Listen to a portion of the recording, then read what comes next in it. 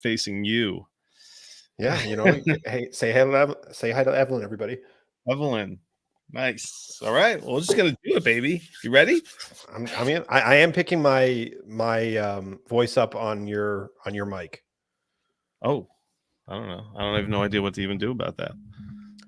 So should I speak a little closer? No, I don't know. I just my voice. Like, I'm not sure because from your speaker or something. Maybe that'll change at some point. Okay. I'm not hearing you. I was earlier, but not anymore. Okay. All right. All right. Yeah, baby. Let's do this. All right. Welcome to the Dynasty Hot Sauce Podcast. I'm Larry Monkey, and you can find me on Twitter, on X, at FFLarryMonkey. I got a different kind of co-host with me tonight, it seems, because Run DFF is he's not here. He has a date with his wife tonight, and I don't know. I decided to jump in a rocket ship and head off into outer space. And who did I bump into as soon as I left the stratosphere? But it's the FF Spaceman, baby. FF Spaceman, Dave Wright. What's up, my man? Welcome to the show, dude. It's been forever. But I will say I'm going to do my best Justin impersonation. I'm wearing a bathrobe, so I'm like the lounging experience just to kind of do the whole Justin vibes. Now, I don't have his runner's body, but we'll get there. Okay. That's okay. That's all right. Yeah, well, I get a nice view of the beams and the ceiling there. Very cool. Almost done with the basement, and we'll get there. All right. Okay. So it's not like a torture chamber down there. You don't have any there's nobody like tied up and gag balled like off to the side. You have to get up and torture in the middle of the show at all. Look, what happens in someone's home is sacred, so I'm not going to say anything. Okay. I mean, you already planted the seed with the whole like, hear your voice on my mic, like so going to hear like different voices in the background there. Flashbacks. Nice, man. So, hey, you know what? No, me and Justin did record last night. Dave was supposed to come on, the spaceman, and I messed things up. No, big shocker there. So I happened to be free tonight, and the spaceman was free. So it was in the stars. It was written in the stars that we were going to record a show, and Justin was busy. So I was like, you know what? Let's call this a guest host. Guest host, the spaceman is in the hizzy. Big shoes to fill, but we'll do our best here. And you know what? We would normally do like a kind of one of these special type of shows and just maybe leave it with the patrons on our Patreon. But hey, this is a free show tonight, broadcasting live on Twitter and YouTube. So hey, that too. Join the Patreon, check it out. Get some fun stuff, get some fun pairings. We got fun guests on the show. And, right now we're in a rocket ship and we're going to see where we go. But I thought this was for the patrons. I'm going to have to tighten up my collar a little bit. I thought I was throwing a little chest hair for the patrons, but now I'm going to have to just get a little more formal here. The patrons are getting the first crack, but hey, you know what? This is, So we're going to get some folks maybe popping in the chat, and who knows? We'll see how it goes. Yeah, I should have prefaced. We are normally a podcast, but every now and again we slip in a live show. So subscribe to our YouTube page. That would be amazing. And yada yada yada. So have you been? So if anyone knows the FF Spaceman, he has he's an encyclopedia of information. But one of the other things that this guy is a big part of is the Scott Fish Bowl. And geez, can you offer us any insight right now as to? Have you guys gotten the ball rolling? I did get the John Bosch email, start kicking off the eliminators. And if anyone is interested in what those are, that's for charity. Everything's for Fantasy Cares. And you link up with they call it a celebrity, which is basically somebody a content creator or someone that hosts a best ball, which every team gets the lowest score gets eliminated every week. And it's amazing. And that kind of kicks off the Scott Fish Bowl. But I've done a lot of talking right now. So, hey, man, what can you tell us about the Fish Bowl this year? So, well, the FCE eliminators, Fantasy Cares eliminators, that raises thousands and thousands of dollars just because you get to sign up and make a donation to Fantasy Cares, and you get to play in a best ball eliminator with your favorite fantasy personalities, and you get to be in a private chat with them on Twitter usually, and you get to talk. That's kind of forms a little bit of a community, and that's just how it goes. Sometimes Heath Cummings will have 5, 6, 7 eliminators. Ryan McDowell, everyone like Scott. I think Scott Fish has his own eliminators, so that's kind of how that works. And I know Rookie Fever, our buddy Swags and Finero, they have their own a couple of different eliminators, and basically you get to play some fantasy, an easy draft, some wonky rules, and you get to money goes right to Fantasy Cares, and that all that money goes for Toys for Tots, and we're doing a couple of different and every year there's always a couple different charities too. Like I think a Down syndrome charity this year, a women in sports charity this year as well. And just Fantasy Cares is really important to me. It really helped me out during a tough time during COVID. Just gave me something to do. I was trying to raise some sponsorships for the Scott Fishbowl Podathon, and it's become really personal to me. And so yeah, if you're looking at the Podathon I think it's going to be a 36 to 48 hour show this year. Whoa, yeah, baby. Raising money, 40 all live, all on YouTube and other different platforms of all the biggest names in the industry, Matthew Berry, Liz Loza, everybody that you can think of that's in fantasy will be appearing on this podcast, all for charity. And it goes to Toys for Tots during the holidays for kids who don't have enough toys. So if you like, one way you can you don't have money to donate, you can always donate your time asking, hey, how can I help out Fantasy Cares? Or how, or what you can do is, hey, you don't have any money to donate. That's totally fine. Go to your league and say, hey, the commissioner, I need a vote ASAP about making one buy-in go towards a charity of the winner's choice. That's all you got to do. And that really I think it really changes the dynasty league. One buy-in goes towards the winner's choice of a charity. And I think it makes add a little bit more juice, and they can share it with the league after they win. And I think it just adds another layer. And I think that's what, Fantasy Cares is all about. And they're having awesome giveaways, awesome contests. Bob Gilchrist over there, Russ Fisher, John Bosch, the Avi makers. If you're part of the Scott Fishbowl, you can get a customized Avi. All that money goes towards Fantasy Cares. Unbelievable. And you'll see it during the holidays. People get to go and they buy toys in their local communities. I got to do that for the first time this year. I got to invite some close friends. It really was impactful to just buy some kids, toys for kids who would rather have those toys. So lots of fun. There was my little rant about Fantasy Cares. Really passionate about it. So it would be a good idea like that. Yeah, man. It would be a good idea if they had they had like an MFL, like we'll do your MFL page.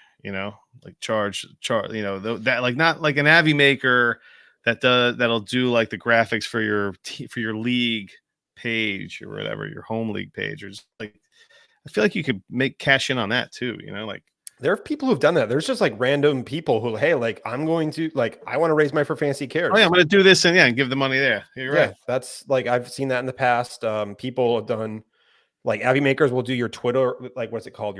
The background of your Twitter profile. So not only your Avi, but your background. Right, the banner, sure. The banner, yeah. So I mean, it's cool stuff. I mean, and you know what? I should say one of the biggest parts of the Scott Fishbowl. It's one of the biggest tournaments in the world. Fantasy tournaments is a redraft tournament. People who don't know about it, I feel like a lot of people who are listening do know about it. But there's a ton of live events this year.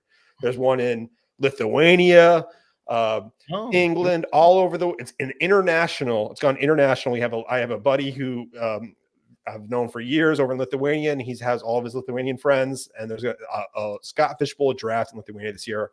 All kinds of great international and all over the United States. So not only is it bringing people together in leagues, but also like live events and charities at those events. Tons of money being raised at those as well. So it's really cool feature that Scott has added to it this year over the last couple of years. Yeah, man, get in the fishbowl. And you know what? If you're interested in, if you're a fantasy football person, get in the Scott Fishbowl, and you can get in if you try. Anyone that tries will get in. If you don't try, you might not get in, but if you try, you'll definitely get in. Hey, a little hint. You don't get in, but you go to a live draft, even though you're not in it, you participate in the charity. I bet next year you're going to have a lot better chance of getting in. And that's, you get to hang out with some of the biggest fantasy personalities at the same time. So But easy way to have some fun and support a great cause. there are so many giveaways. I mean, hopefully we'll have a couple. I mean, we normally give away a couple of spots every year, so hopefully that continues. And I talked to the right person this year, but yeah, get in the Scott Fish Bowl. It's awesome. And man, I had a terrible year last year, so hopefully things pick up this year. And I think there'll be some rookies impacting the Scott Fish Bowl this year. What do you think, man? There's some 2024 incoming rookies maybe playing a pivotal role in the outcome of the Scott Fish Bowl. 14, is it?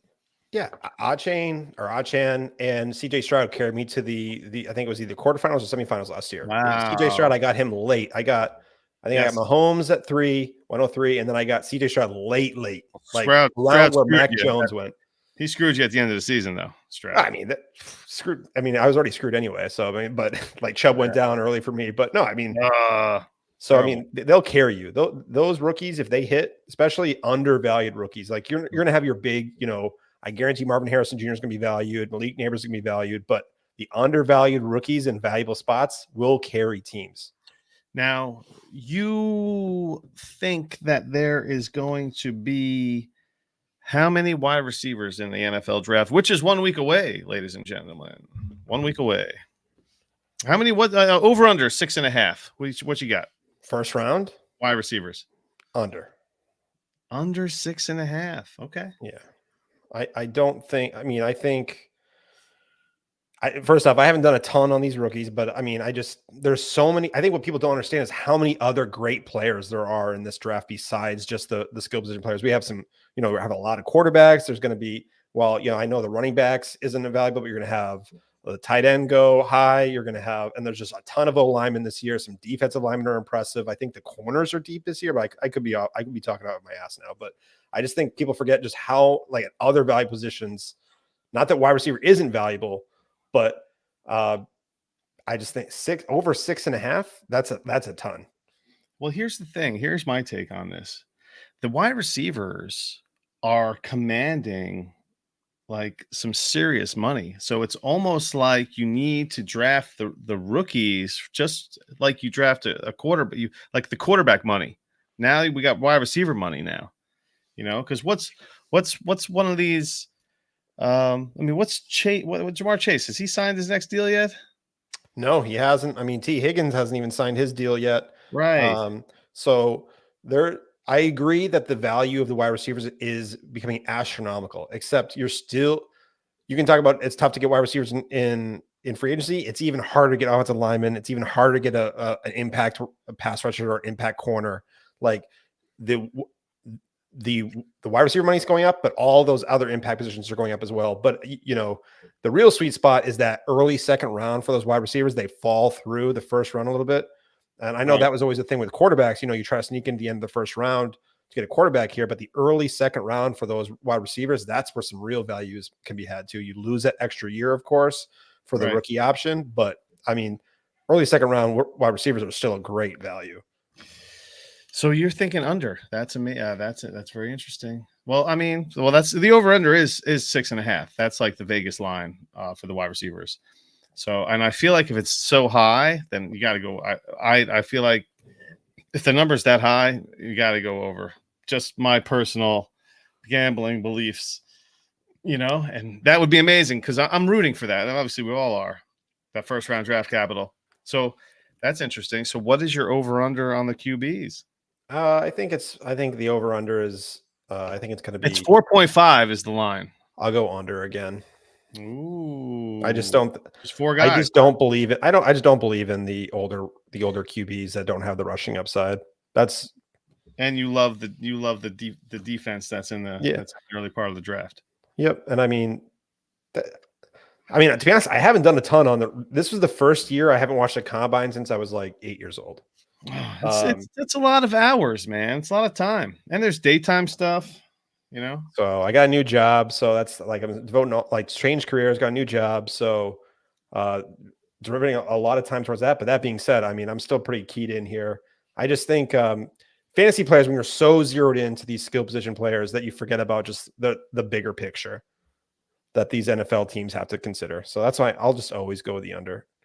It's not as fun. The over is always more fun to bet. Well, that too. That's also important. But yeah, that's my move. But under on the QBs, blah. So clearly not a running back. Okay, My wife doesn't let me gamble because I suck at it. So take that for a grain of salt. So well, yeah. I mean, I'm famous for picking losers as well. So, but man, so what are you thinking about when it comes to rookie drafts? There's going to be a first round running back in rookie drafts, right? Yeah, whoever goes to Dallas, pretty much everyone's saying.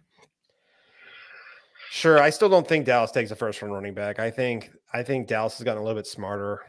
Well, I mean, hard to say that. First RB is probably coming off the board in round 3. Everyone you expect, or at the very best end of round 2, but most likely round 3 is when you're going to start seeing running backs come off the board. I don't know where Dallas picks. Maybe they're the ones to take a late second rounder because obviously there's an obvious need at the position. So everyone's assuming, but the caliber of running backs that are out there, I don't know. I mean, we had Matt Hicks on recently, and he was a big Braylon Allen fan. I am a sucker for Braylon Allen as well. I'm not. I mean, first off, Matt Hicks really knows his stuff. He watches and he really knows his stuff. So hats off to Matt Hicks, who also has helped a lot over at the Scott Fish Bowl, I think, over the years. But I will say that I think Braylon Allen probably falls around 3 or 4 for me. I think the problem is that I think he can catch the ball okay. I love that sound. Way to go, Larry. Keep it up. Oh, man. Oh, flashbacks to Larry on the Podathon pounding Guinness at 7 a.m. after, a night, like a very late night. So that was a night. All right. That was the 40th birthday party. Oh, damn. I love it. But ultimately, I think my biggest takeaway from the running backs is basically the only position I've done a ton of work on. Not even any work on, I should say, is that one. I think Bucky, the running back Bucky, whatever, from Oregon, I think he's going undervalued because spreadsheet warriors are clicking their little spreadsheets and they're like, well, this threshold that doesn't matter, this threshold that doesn't matter, and they're forgetting about what really matters. So I think he's being incredibly undervalued because of his size. And then I also think that the Texas RB, I think it was a Jonathan. Nate, like I said, I'm not really prepared on these rookies, but the Texas running back, I think his injury is baked in. So there's a little as running backs. You mean? What's that? No, Jonathan Brooks. Yeah, Jonathan Brooks. So while running backs, usually what people like drafting running backs in rookie drafts is because there's a huge ROI if they hit. They get the volume early and they hit. They get one. They actually matter for scoring fantasy points. It's not just as perceived value, which is a lot of rookies and a lot of draft picks. So there's actually getting real fantasy points scored. So that's one benefit of rookie running backs. And two, but what I like about him in particular is because with that injury, you've got some safety and some insulated cost in that pick where people are going to make excuses for him, his value, even if he doesn't, because of the seriousness of the injury. I think it was an Achilles. That is kind of baked into his price. So that's a little bit, quote unquote, I don't believe in safety as far as draft picks, but quote unquote, I think the perceived value and the narrative surrounding him will make him a little safe. So I think if you can get him at I'm hoping he goes mid second. I think he's probably gonna go late first, early second in most rookie drafts. But I think if you can get that and he's some insulated value for people who are risk averse. Yeah. Just looking at some Dynasty Trade Calculator and DLF ADP. Yeah, he's rounding out with the 14th overall pick in both. So love him in the mid second. I'll take him. I think he's good enough where I think he would have been a late or a mid to late. If he wasn't injured, he'd be a mid to late first round pick.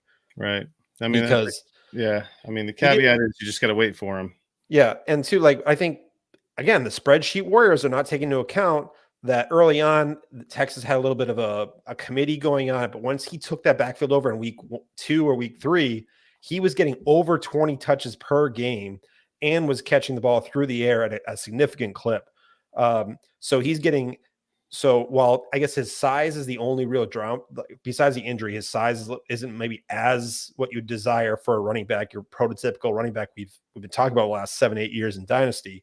That being said, he really would be going off. He'd be so much more valuable without that injury because he can do it all, except maybe he's not the elite touchdown scorer like a McCaffrey or some of those, a Brees or whatever. So, but he can catch the ball. He can make people miss, and he doesn't have to be taken off the field on third down.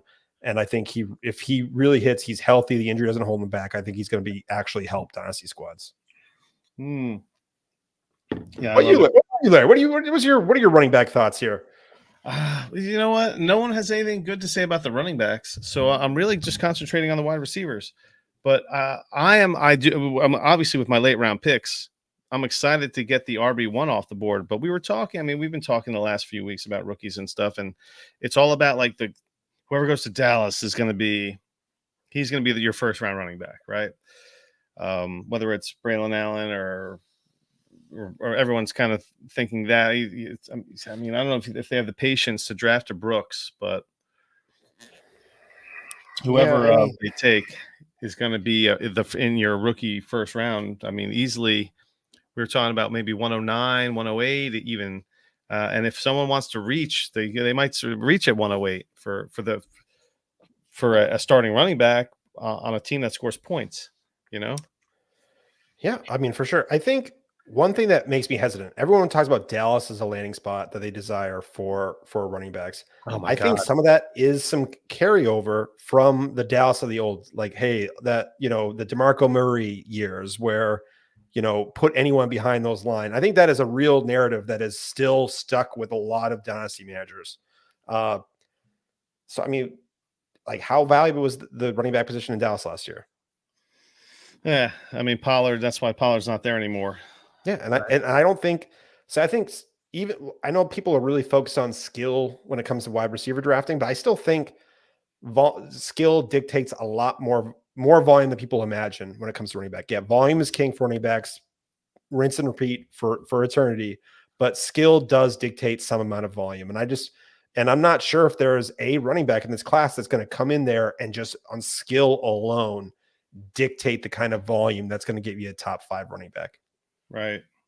Which is what we've seen. That's how I've drafted teams for years. Build through the wide receivers and then in my rookie drafts, pound the running back position. All right. Yeah, man. You like pounding that running back position. Well, see, I'm getting a little hot and bothered here. I'm getting a little hot. There's no, as long as there's no one named Moore in this don't tease me. Rookie don't class. Tease me. Heartbreak City. No, but I mean, where are you on the Moores now? What are your new Moore rankings? Oh, God, I still think it's exciting that DJ Moore is going to have probably the best quarterback of his career. That's exciting.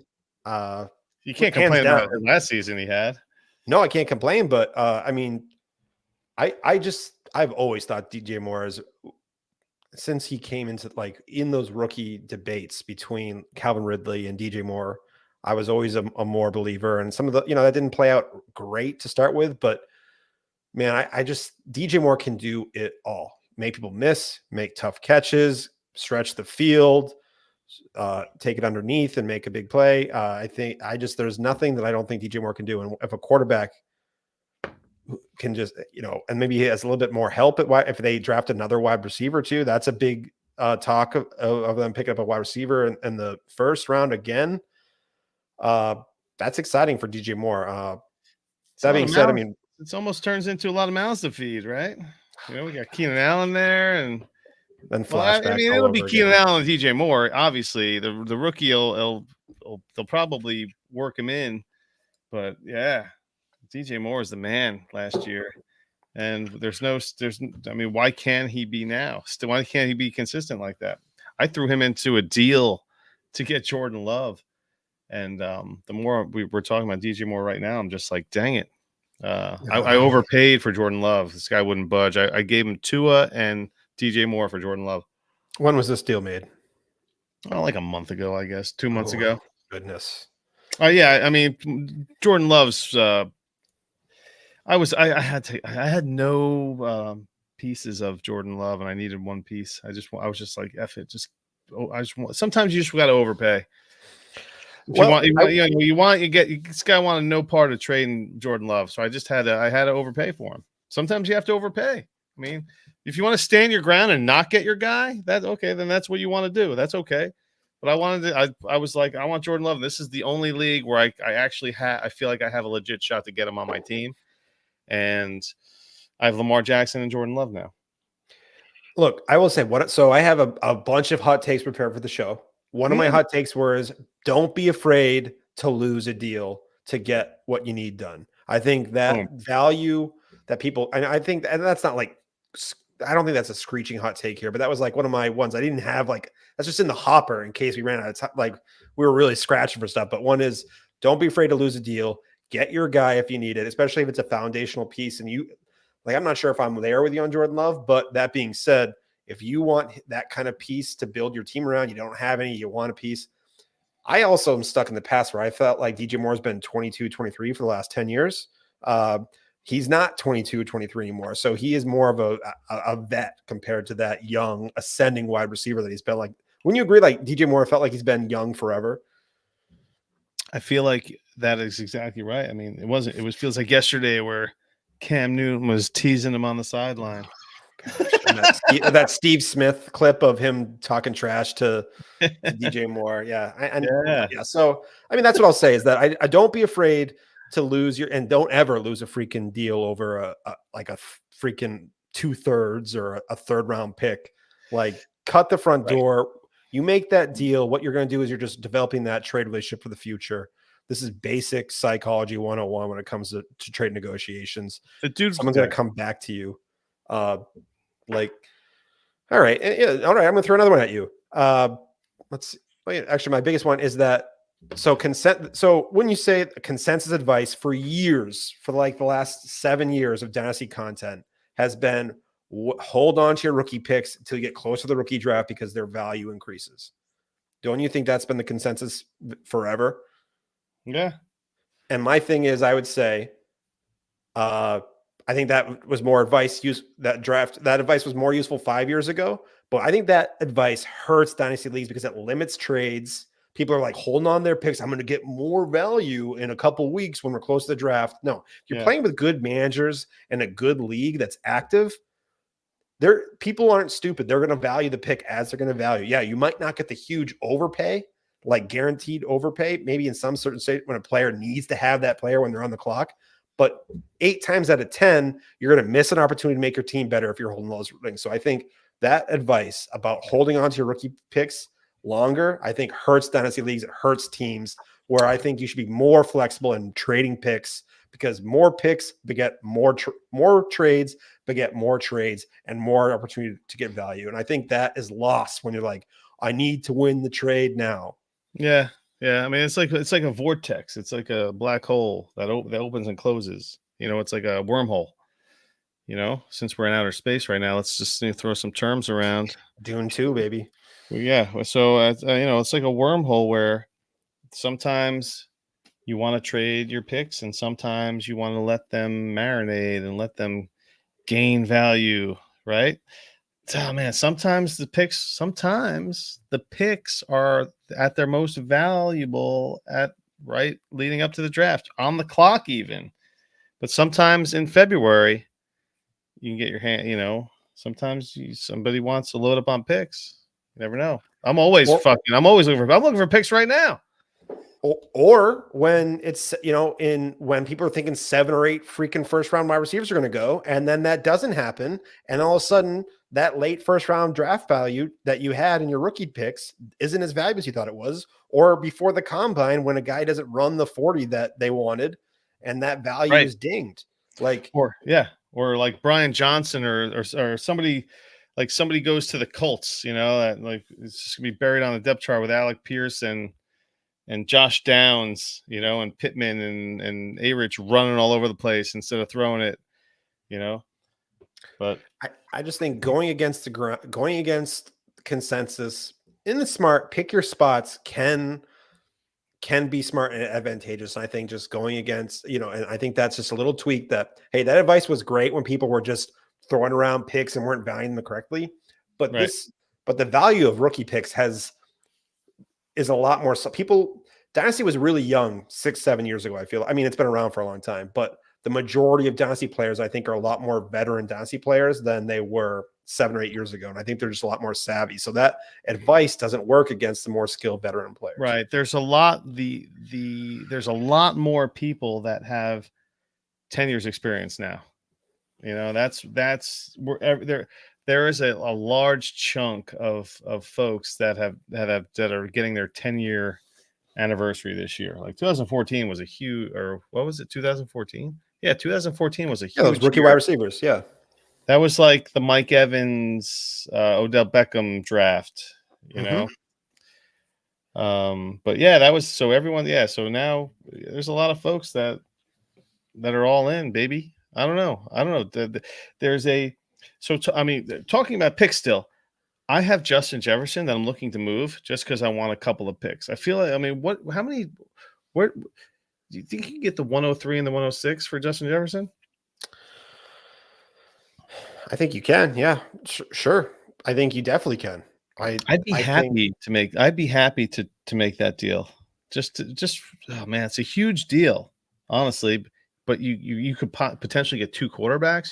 You're filling two holes with potential studs, whereas Justin Jefferson's obviously the established stud. But it's the roll of the dice. It's the roulette of hitting on the guy. You know, you just want to feel something. You want to feel something. You don't want to get like the Dobbins Akers and, you know, CEH draft, you know, but still. Or like the QBs, like the Trey Lance, Justin Fields. Yeah. Yes. Even Lawrence is still, we're waiting on him. I think the days of just getting 3 draft picks for those studs, I think those are kind of done. I think people, like you said, like we're kind of mentioning, is that value these first round picks are just valued so much more and more appropriately that I think the days of getting 3 picks for Justin Jefferson, at least, especially 3 current picks, maybe you can get a future involved, like a 2026 involved on top of that. But yeah, I'm an all picks are valuable guy, right? Yeah, Troy in the chat. Hi. Hey, Troy. Hi. That guy. Troy's a great.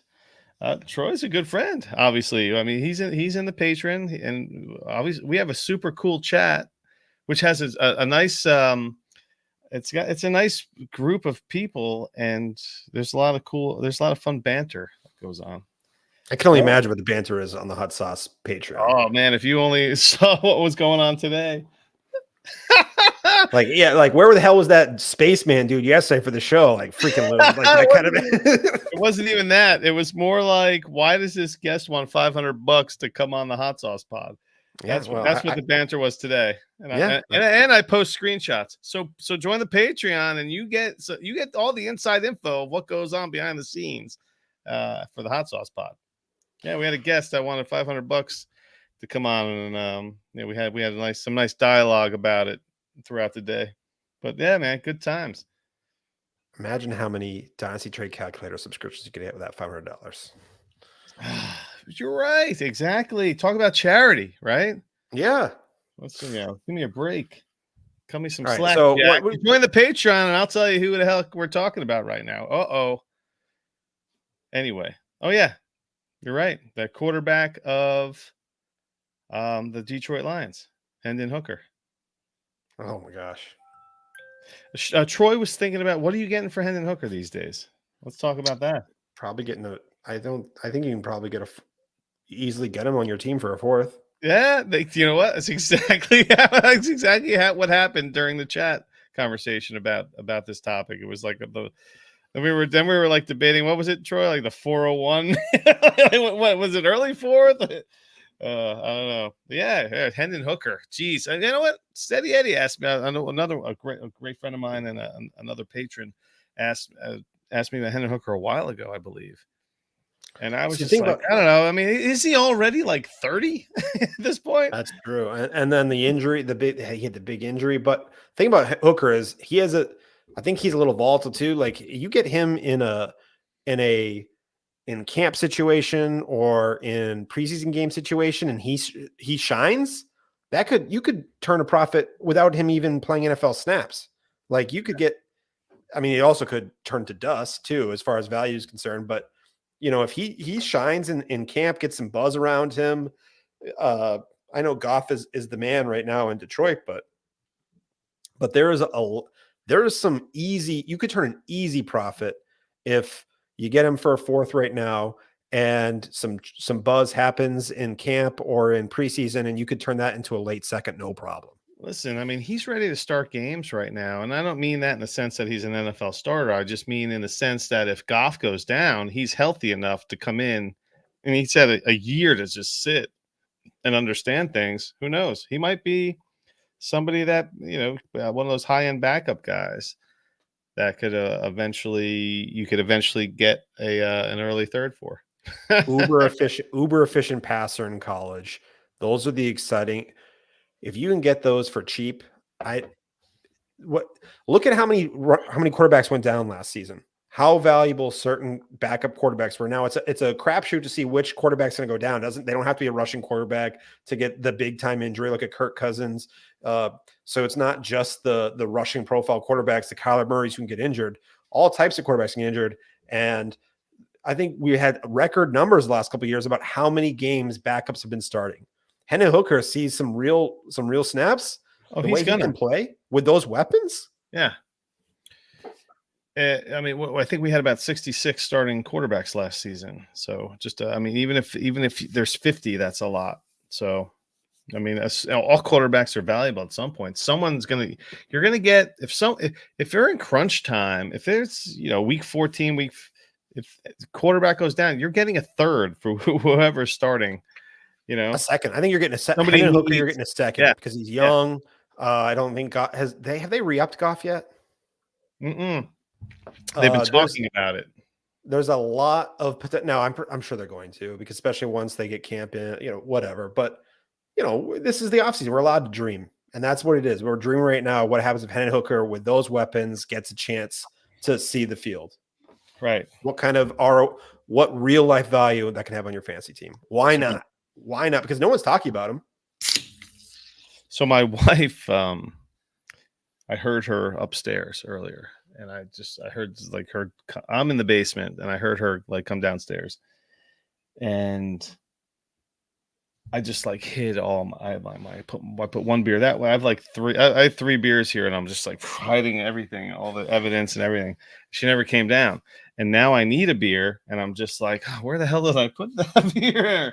Anyway, and I just grabbed it. That's what I was doing. If I looked all scatterbrained just now, that's what I was up to. I'm used to that. I'm good. All right. So I give that first take a C for especially hot sauce level. That's a C. That's not even mild. That's just probably disappointing here. What was it take again? It was that consensus advice, but waiting for rookie trade picks to increase in value is bad. Don't do it. Go against the grain. Get some deals going. Put some pressure on the other people in your league. Yeah. Let's go. Yeah, because the guy that you're supposed to take at 1.8, or the guy you're supposed to take at 1.6. Anyway, half the quarterbacks are shit every single year, and now we're supposed to take We're always supposed to take quarterbacks in the top 5 in a super flex.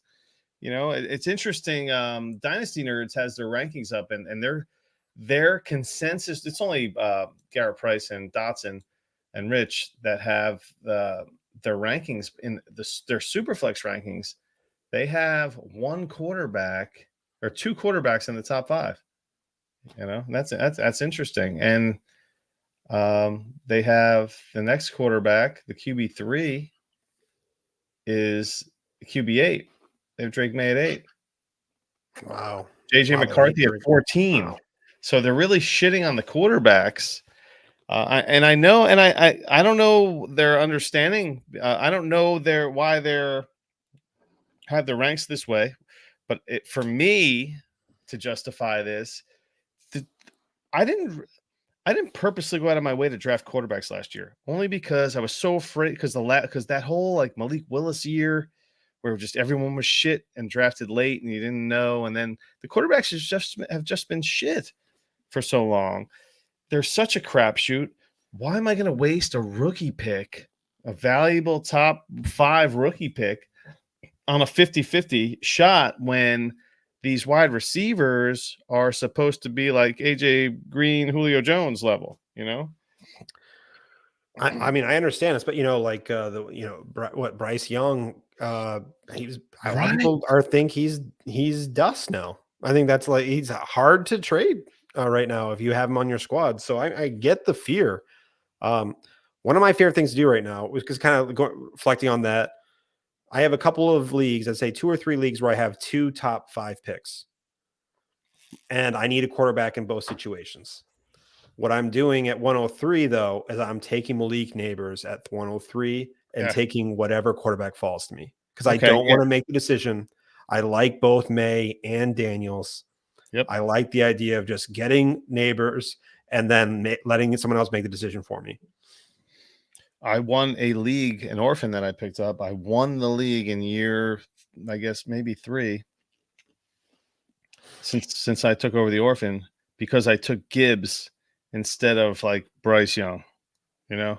Gibbs was my 102 last year. That's right.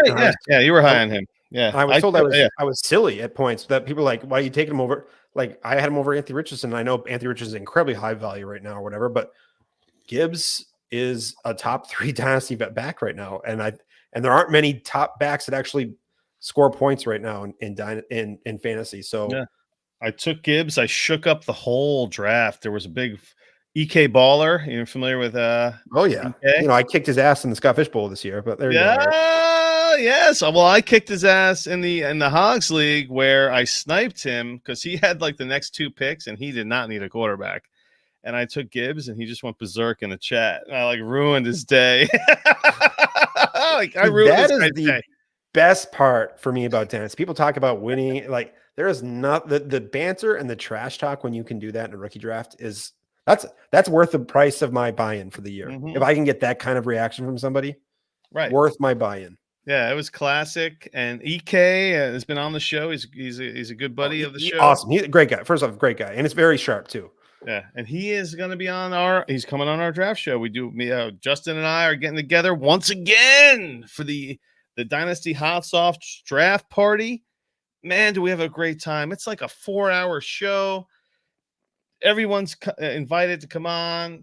Spaceman, if you're passing through the atmosphere and you see our lights on, stop in. Everyone's welcome. They come and go. Got a great list of guys this year. We got the Madman and then FF Blitz coming on. We have Johnny Lobb and Matt Donnelly coming on. EK Ballers passing through. Bo Big Times coming through. So, hey man, I don't know what you're doing for the draft. Right, yeah, if you're, I don't know. I mean, and they everyone comes and goes, and that's the list right now. We're still accumulating guests. Throw me in. If you want to pop in, you want to stay for a round or 2 or 3, or you want to stick around the whole time, you're more than welcome. We love it. It's so much fun, man. We do the picks live as they're happening. Justin turned. We all have to try to sync our feeds, our broadcasts the same, so no one cheats. But we do our best. But yeah, man, it's a great time. And you're more than welcome to pop in. We'd love to have the space. Now, you doing this first round or second round? Like how you guys doing? First round, just the first round. I have done. I've gone a couple of days doing the draft and having folks on. But the first round's the best. It's Thursday. And we kick it off. It's great. Man, it's probably one of my funnest nights of the year, honestly, in my life. It's one. I'd say it's a top 5 event in the calendar for me in the NFL draft. The wife was like tried to plan our friends get together and have all the kids play together for that weekend. I said no, we got to reschedule. And we did. We had it last weekend instead. Yes, but yeah, it's a great. I break the show up into 4 parts and we release it. Every few days I put part 1, part 2, part 3, part 4 because we're coming on and man, the reactions.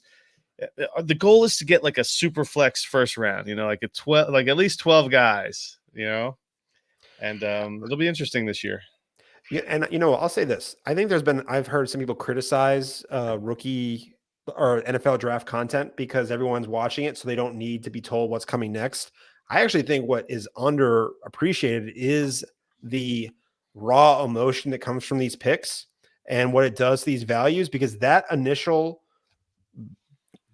your initial assessment, that initial bias that you get early on, that dopamine rush, that stays with you. And if you're a smart, intelligent dynasty player, you can take advantage of that. People were upset that Gibbs landed in Detroit.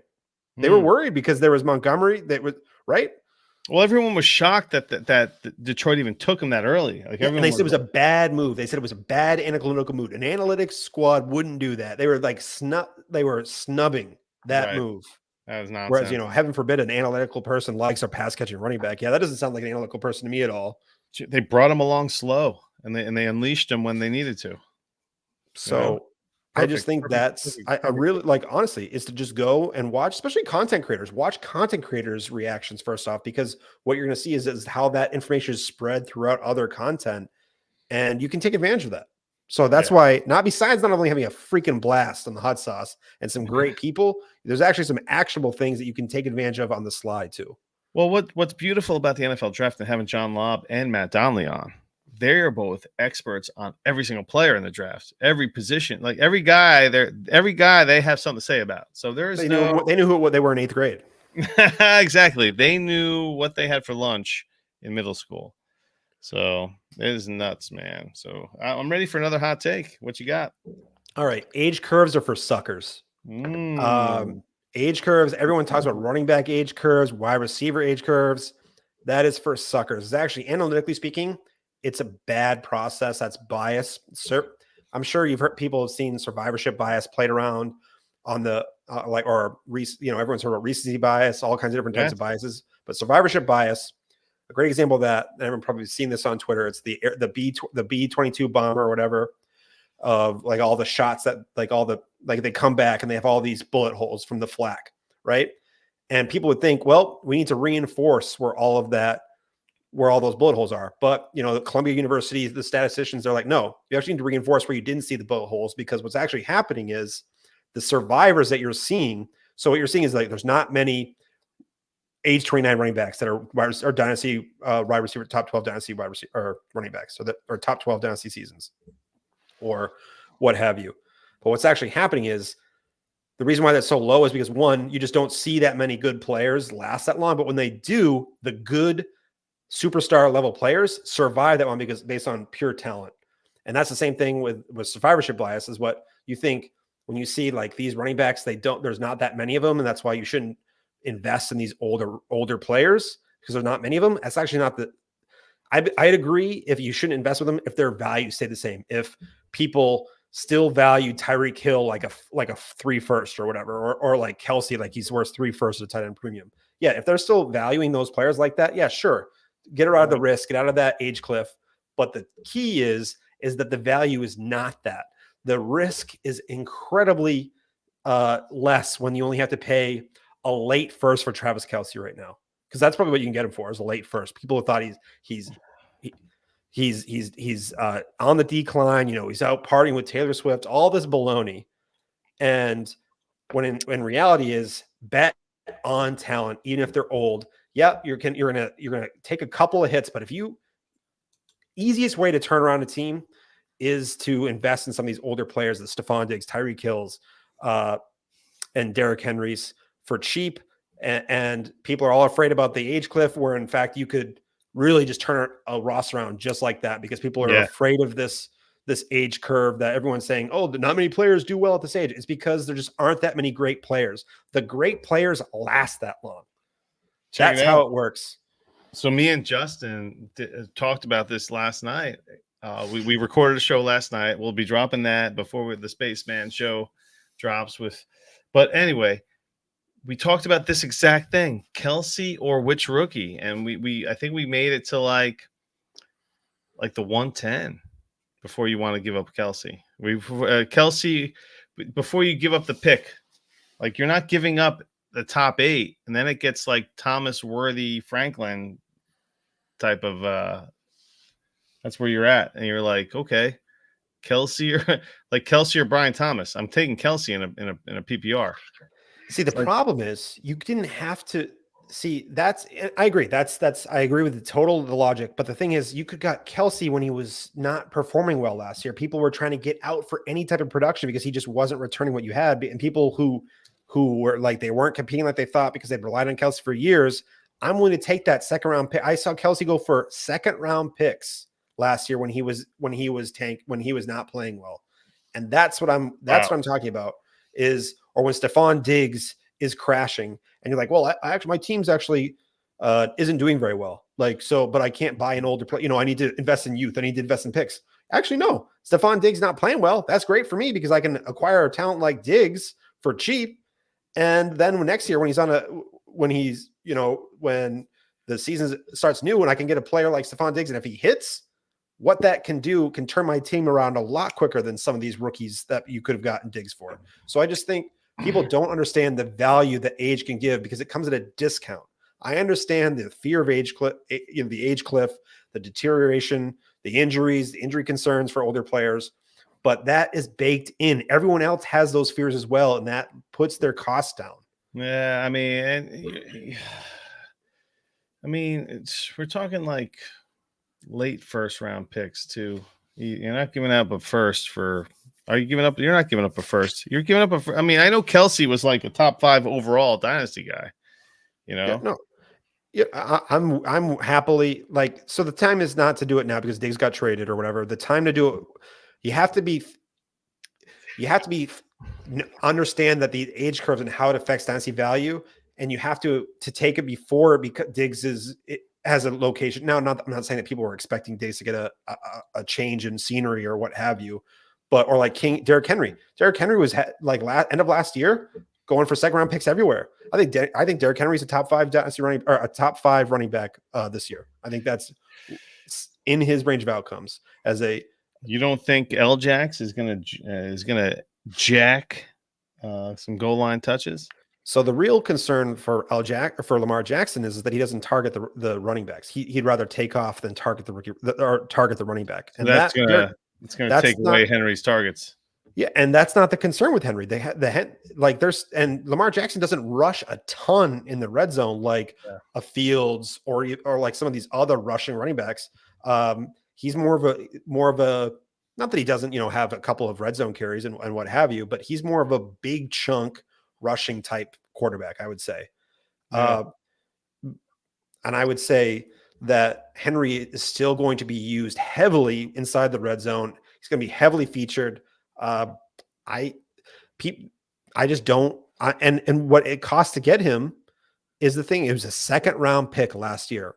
And you're being forward thinking. And it's easy to me coming out and say like, hey, you should have done this last year. But I mean, I was telling people before he signed anywhere, I was like, I'm valuing him as a top 5 running back right now. And I also think people always say like, hey, you shouldn't, it's a 3-year window, right? That's the popular term you hear. Here's another hot take. People don't practice what they preach. They're always overvaluing age, especially running backs. It's year to year, the situation changes, health changes. So I think you should only be looking at running backs year to year. And then I care more about talent. I care about more workload. And if you look at Henry's top speed last year, he was still topping over 21 miles per hour, I believe, in his top speed for GPS. Yeah, he had a couple. So, and so the thing with Henry is that I lost my train. So when I treat running backs as a year-to-year process, except for a couple, like I will give Gibbs, I will treat him a little differently than just a year asset. I will treat Brees a little bit different, but outside of that, it's year-to-year, baby, for running backs. And I think you can take a big time advantage, especially proven producers.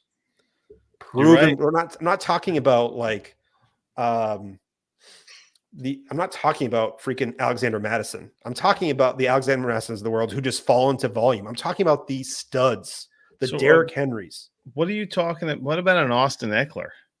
I think he's like going as a mid, like RB 28 right now in some ADP, right? Wow. RB28. Let's see. I think on Underdog, he's going, I don't even know, but I just had this, my old Tale of Two Rivals co-host, Todd Foster, we just talked about last week about how now he's in Washington now. Now, I think if they draft, I think it really matters what Washington takes for a quarterback. If they get Daniels, I think that matters a lot, that, you're going to miss out on some of those. Herbert was more than happy to check down Austin Eckler. I think that was a lot of his value. But it's Eckler is in like the Charbonnet, Jalen Warren, Tajay Spears. Mid second round value, right? He's 131st overall. Sign me up. Like, he doesn't hit. Oh well. Yeah. I mean, he's the RB. What is Eckler? The RB. Where are you, Eckler? He's the RB 30. Look at a lot of your dynasty champions, and you go across your league. People have played a little while. Go look at the dynasty champions. Look at some of those players that were scoring points in championship week. They're not the studs that you think they are. Like, there are diamonds in the rough. There are the older players that matter. I just think people are way too concerned about how other people perceive their trades. I mean, but Eckler's not going to be the bell cow, right? No, I mean, he's going to be sharing time with Brian Robinson. So that's the issue. So that, I think that's, if we were going back to when we're just talking about Eckler's journey as a player early on, the biggest complaint was he didn't get enough volume. He was super efficient though, had scored a lot of touchdowns and was super efficient because he caught the ball. What's the problem with him catching the ball and seeing less volume and scoring some touchdowns? I think the injury affected a lot of his top speed. That, that clip of him getting caught from behind that everyone's seen now. I think that has more to do with injury than it does with Eckler, who's works incredibly hard and is definitely he's not out there partying like a lot of other, like a lot of players you're concerned about. I think he's going to put the work in. And yeah, if he hits the age wall, oh no, I lost Zach Charbonnet. Heaven forbid. Heaven forbid. My team can't recover from missing on Austin Eckler at that value.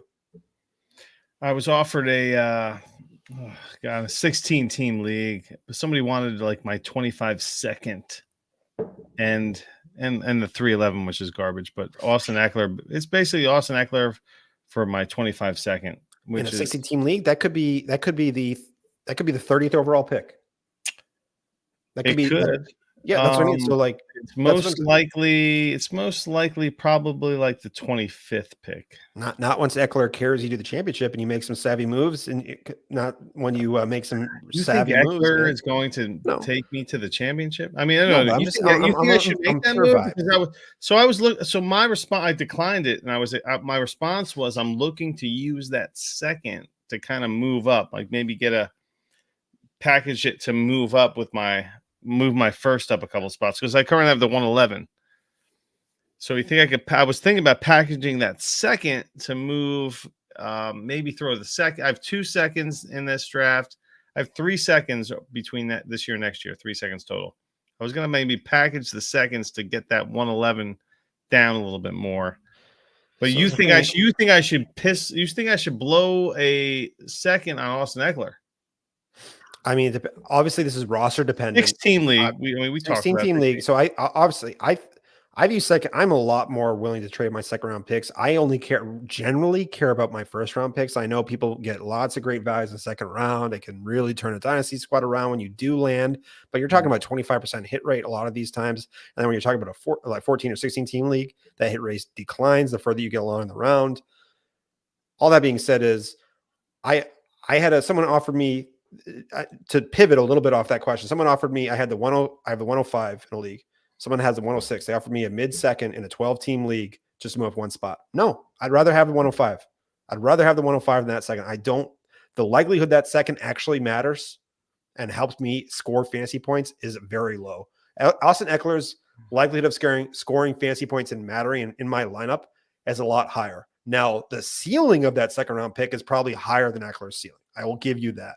Yeah. But I think, and people want to swing for ceiling all the time, sure. But I think you're going to remember your ceiling hits, but you're also are not going to remember. How many second round picks have we made it? You said you've been playing for 10 years, at least 10 years, probably. Sure.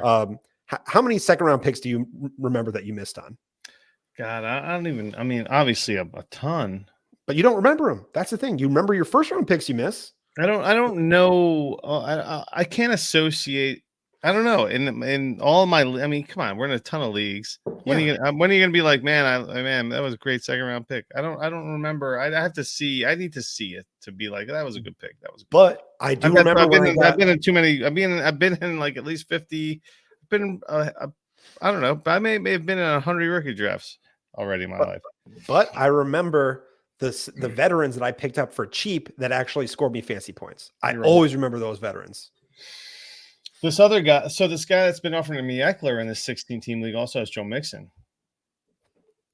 And people are down. I mean, Mixon actually kind of been a trendy conversation. Mixon's a trendy guy now. Mixon's he's the Mixie. I mean, CJ Stroud's the QB1 in Superflex now. So the 101 overall, pretty much at this point. Let's anoint him already. Let's do it. He's the 101 in the history of fantasy football. No one has had a higher ranking than CJ Stroud. He's actually the 100. That's how good he is. Yes. Beautiful. Well, the 100. Yeah. So I don't know. Mixon's on that team now. They have Diggs. They have some weapons, and now they have a running back. Obviously, I mean, you want Mixon over Eckler, but what are you willing to spend on him? So I think this is a little different because of Dynasty Best Ball League. But I acquired like the Kamaras, the Diggses, the Mixons for cheap for teams that need to rebuild. So I was getting a discount for teams trying to rebuild, and the Mixons are like that. This team is now a powerhouse. It is a powerhouse it's a very old team, but it's a powerhouse. I have not made a single move. I think I average 15 points more per game in this best ball league than any of the closest competitor. And I just can keep veterans. You know who actually I think you this isn't this might be a little surprise, but Rookie Fever Shane Swags he is notorious about going against consensus and taking advantage of some veteran. He's on Rookie Fever, but it's really easy to go against. Dynasty's all about. I think Dynasty cares more about. I think Dynasty is finicker about their rankings than redraft players are.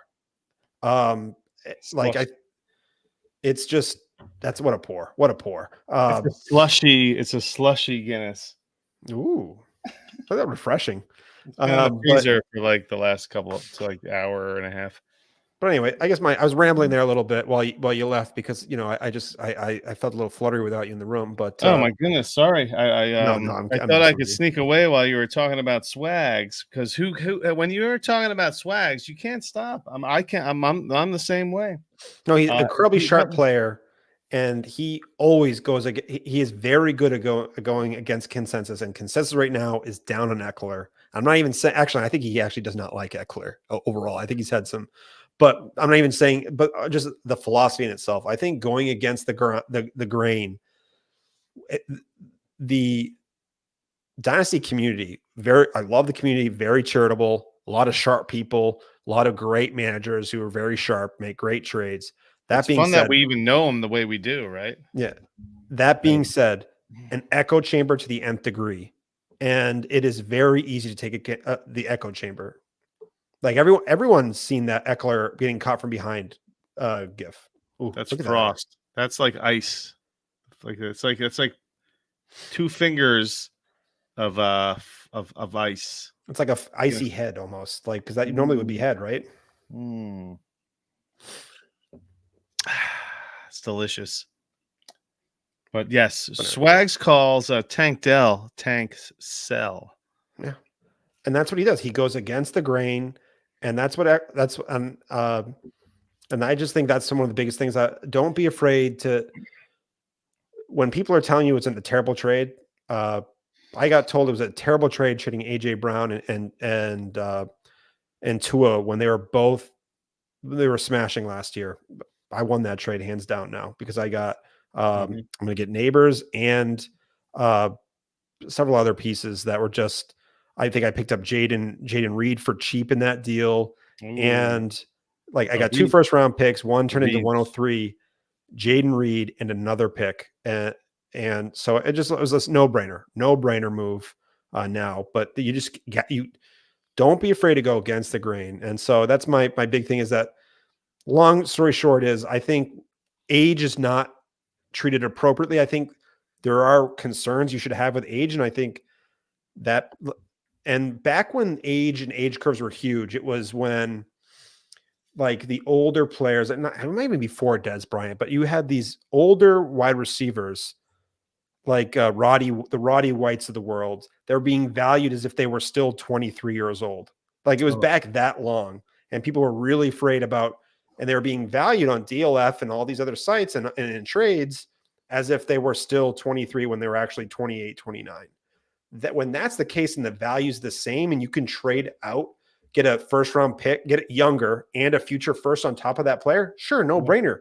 But nobody's making that moves anymore. The dynasty landscape has changed. You cannot be stuck in the past. Age is being viewed differently. Age is more valued. Love it. I love the progressiveness. You need to flip your vision. Yes. You need to flip it. And I'm an ageist, and you're talking. I am too.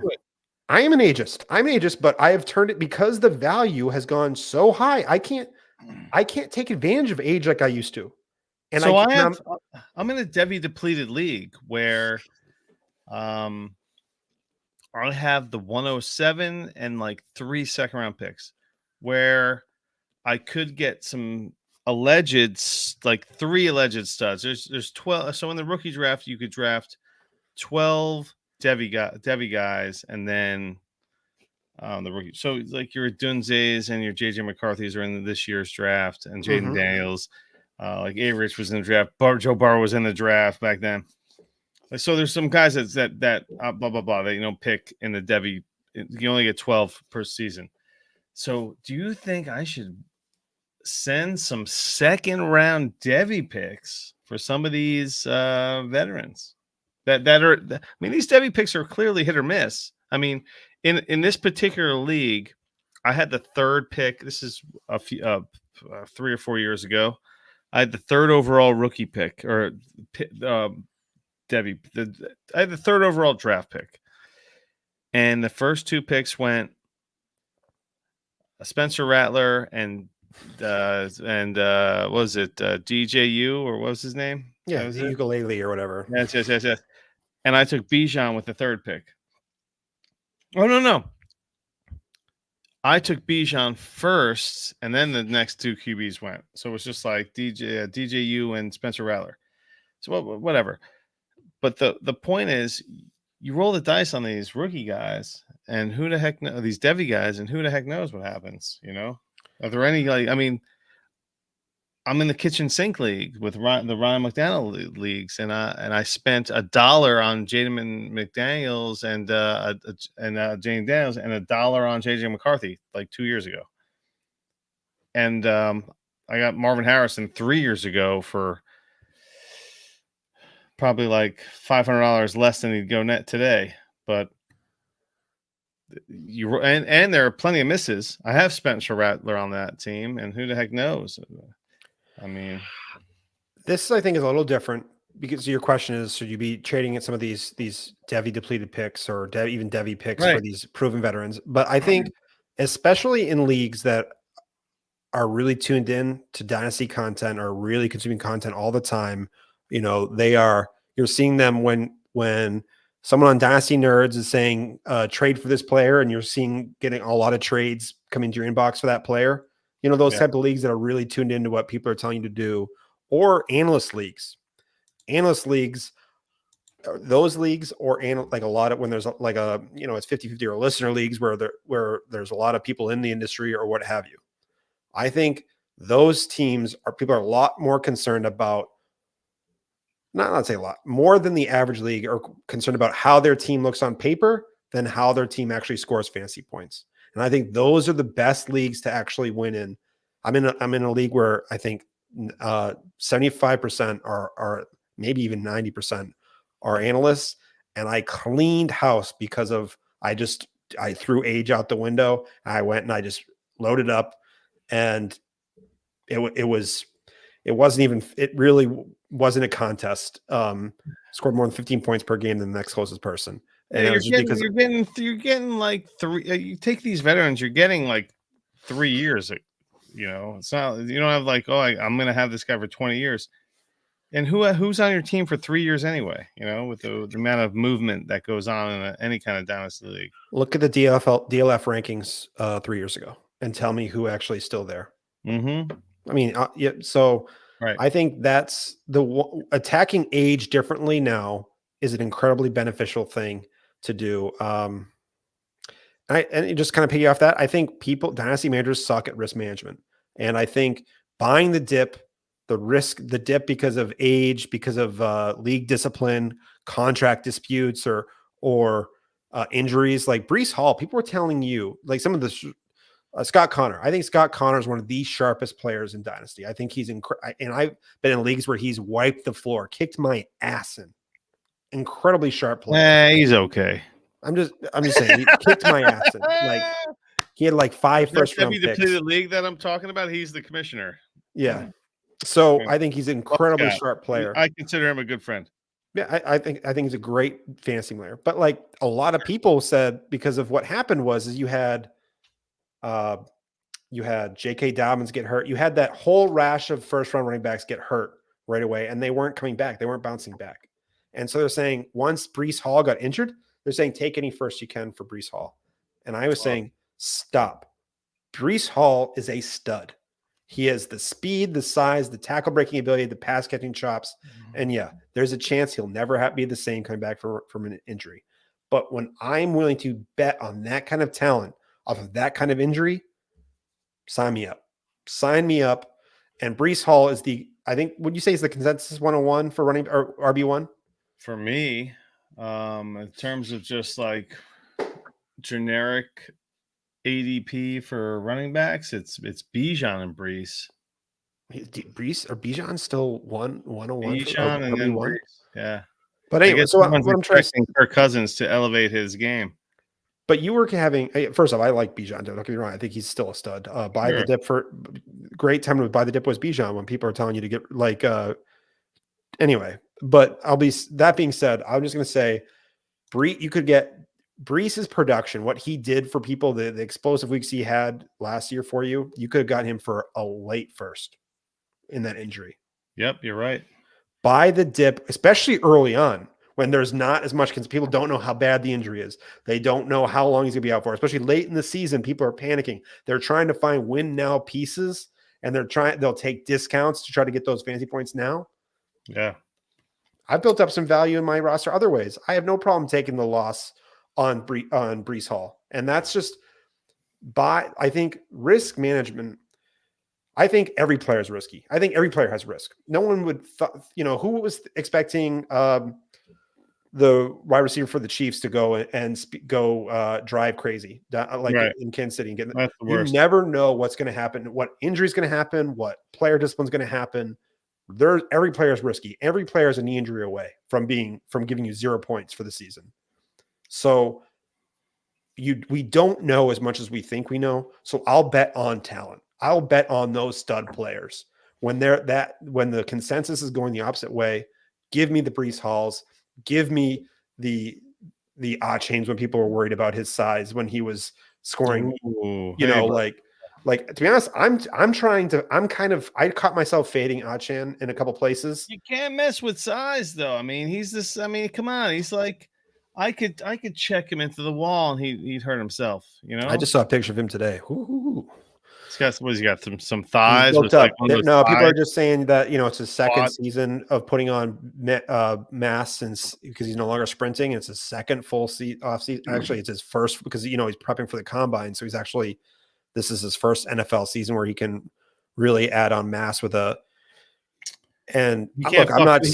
can't fuck with his body when he's preparing for a season, when you're preparing for a combine, because when you're preparing for a combine, all you're doing is preparing for the agility that they have. And so I guess my point being is I found myself being concerned about his size and all these things. And when I'm thinking that way, and when I'm hearing when I'm hearing the same thing on multiple podcasts, I need to sit here and I got to go, is that actually is that just a narrative? Is that just the echo chamber? Could be. And I had to check myself because I was going to I was willing to give away Achan in some places for a little discount just to make the deal. So you have him in a lot of places, huh? Yeah, he was my RB3 last year. And when I tell you, I was a size snob when I had clearly not. No, I was. When a snob when it came to size, I wouldn't even touch people over a running back who didn't get 210 pounds. People say 205 pounds was the threshold. I was like, I don't give you anyone under 210. But they were pass catching. But the thing is, wait a minute. Everyone else, a size snob meaning if he was small, you were not interested. Yeah, but the problem is everyone started thinking that way, and then you have to pivot. You have to part of it. 50, poker players. It's not about your hands. Sometimes you're just playing your opponents, and I know that's the cliche and all these things, but I mean, you're talking about poker, but why can't we talk about cockfighting? I'm all ears. Tell me about it. Well, I mean, you're talking about you prefer the smaller size, and if we're talking about cockfighting, you prefer a smaller cock, is what you're trying to tell me? Or do you prefer it's about how you use it, right? It's all about how that. It's about the size of the heart and the cock, not about the. I don't know. I'm just we want to talk about size, and if this was a cockfighting podcast, it's not. But if it was, then we would. What would be your preference? I like a little girthy. I like a girthy cock. In cockfighting, not people don't misunderstand. But I don't know. But look at Devonta Smith, the BMI snob. Oh yes, BMI snob. Speaking of lack of girth, Devonta Smith. BMI, and now he had a top 12 wide receiver season 2 years ago. Didn't have a great of a year last year, but still, just got a huge $90 million deal with a huge guaranteed thing. Garrett Wilson, undersized. The people need to people were still valuing the bigger wide receivers, and you have to be willing to come off it. So I just think I loved the Dez Bryant, but the thing is when people are valuing it and you're getting another player for a little bit cheaper, people were Tank Dell, he was a huge value because of his size. It's unbelievable, Tank Dell. But these are guys that can't last. We have one that's a very small sample size, but the Tank Dell, boom, devastating injury because he's tiny. I'm okay getting off the other tiny guy, a Chan. Okay, he was like, "Hey, I'm back." No, you're not. See you later. Go back getting back under that blue tent, baby. I'm okay with. See, the thing is, I'm in rookie drafts taking the swing, but then all of a sudden their value shot up. Tank Dell was a top 12 dynasty wide receiver at points, right? In rankings in midseason, he was a top 12 dynasty wide receiver. Was a PPR monster. He was he was the man. So that now there's a Diggs. So you have you spend a third round pick. And because people are undervaluing his size and his age too, as the ages, people didn't like their 4-year, their older prospects. They all wanted everyone to be 3-year prospects with 21, like a 21-year-old. But if they're going to give you a discount on it, sure. I already told you I don't value second round picks. What rookie pick you giving up for Tank Dell right now? I'm not buying Tank Dell right now. But if you were like, I'm in the mood for some Tank Dell, what kind of rookie pick would you give up for him? I'm feeling not how I play. That's not the play. I'm feeling like he's a 110 or 19 guy. Yeah, but I don't play Dynasty that way. Once he's already had that huge jump, I'm not going to buy it. I'm not buying it. But he's not high right now. Yeah, well, he has taken a little bit of a dip now. Season-ending injury.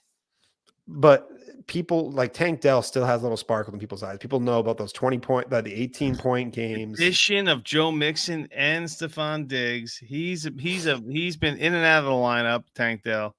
Nico Collins is still around. They added Diggs, who's the A1A of the team. now because he's like, give me the ball. He's gonna be a give me the ball guy, and Mixon's gonna be like, give me the ball. And they still have the tight. They re-signed the tight end. Yeah, there's a And lot of Schultz mouths. for this big deal, yeah. A lot of mouths to feed. But there's no reason to think that they're not going to be willing to throw the ball 40 times a game. They're gonna do that for Stroud, yeah. Second year, we're talking about first year Stroud was having that many pass attempts. You're telling me they're gonna limit his pass attempts in year 2 with that offense, like a decent offensive line? Like, no, they're gonna throw the ball.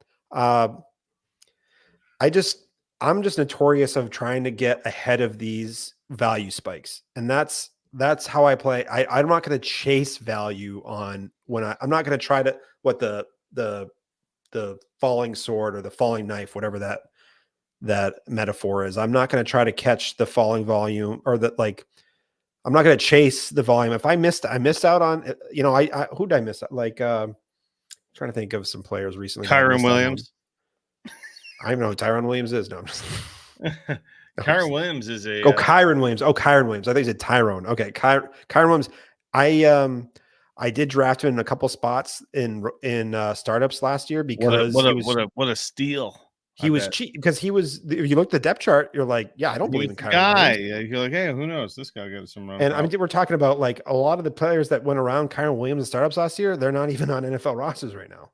I'm trying to trade Kyron Williams because I do not believe in his size. I don't believe in the 5'9", 194. He's a running back under 200 pounds. He looks amazing when he's running the ball. God, he's like a Jamal Charles type of guy. But I don't know. It's tough to find that sustain over a long period of time. I'll give you that. Like, but my thing is one. You profit on Kyron when he's cheap, and then you trade him. Like, people, because what people had him as a top, like people, I keep saying people, these straw man arguments, but I saw in many dynasty rankings as a top 5 dynasty running back, Kyron Williams at times. Guess what? I mean, speaking of the Scott Connerly guy I just talked about, the run and gun, Debbie depleted league, I recently traded for Kyron Williams. I traded Waddle for Williams. Side note, for the contractors out there, I just started selling contracting supplies. So one part of erosion control is it's straw wall. It's this big long tube. Erosion control, nice. not erection control, erosion control. Oh well, hey, you said erection, but yeah, and you're wearing a robe.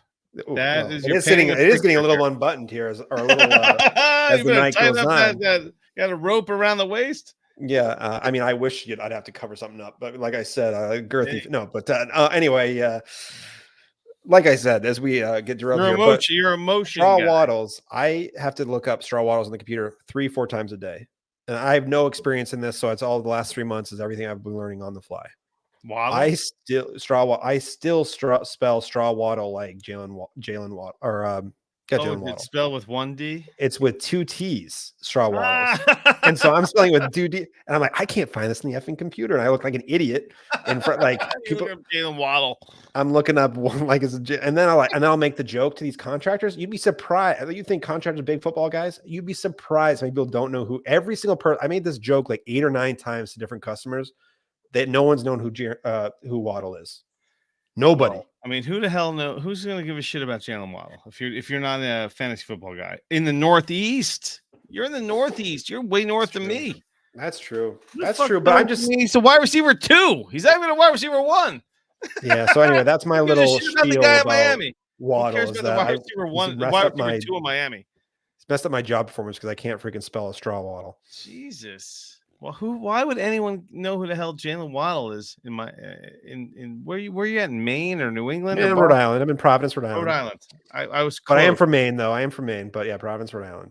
Yes. Yeah. But who the hell knows who Jalen Waddle is up there? Nobody.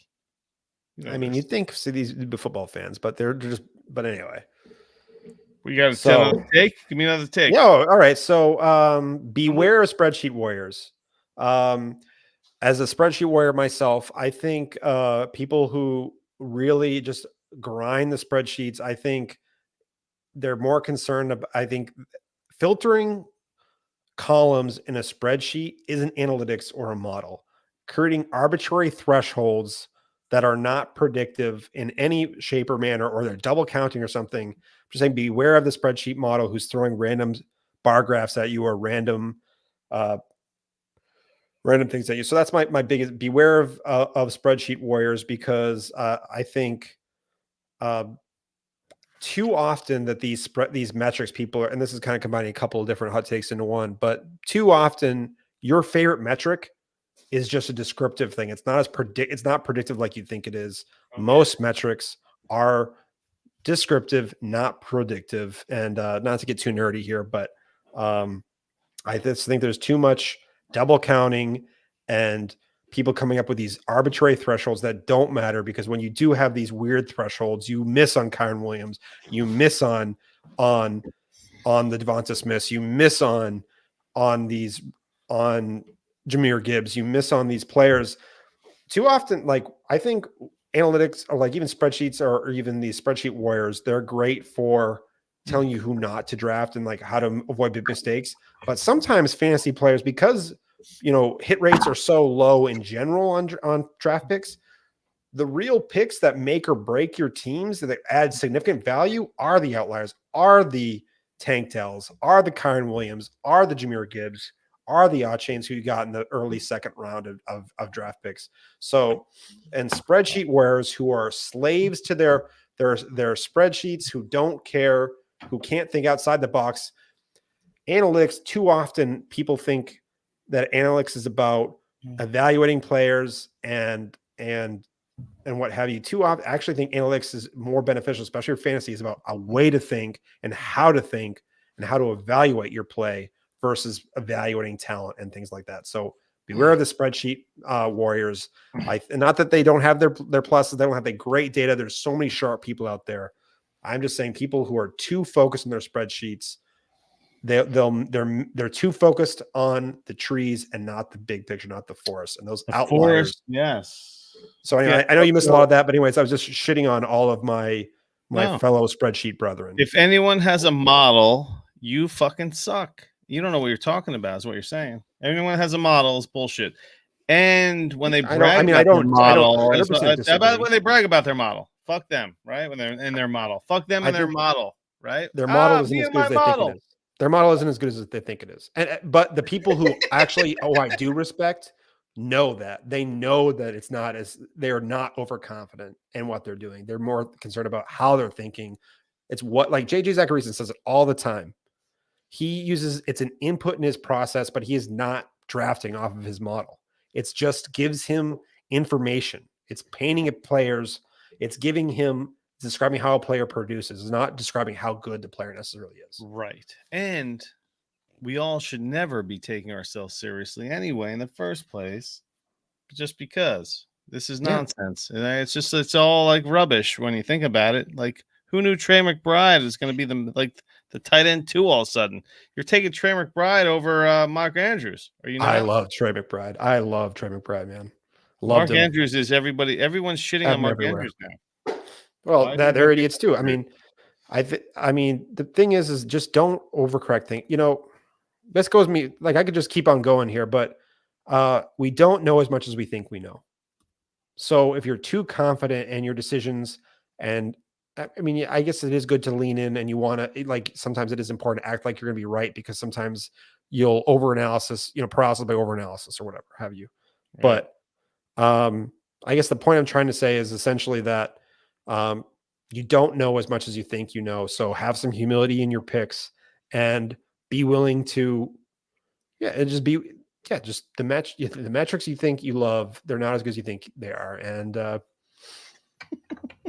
just the metrics you think people should be. All right. I'm going to just keep it going. I'm going to rapid fire here, because we have been going. It's an hour and a half here. I got to get up at 5 a.m. here. So you're already wearing your robe, so that's not like you have. That's true. I get worried about your pajamas or anything. So, but I still got. You clearly sleep in the nude. If you were wearing, is there nothing on under there? Yeah, I don't want to know. I'm just curious. I got some slippers on. No. Yeah, I'll tell you this. You know what? And this is not a sponsorship. Maybe I should connect with them. Maybe they'll give me a discount.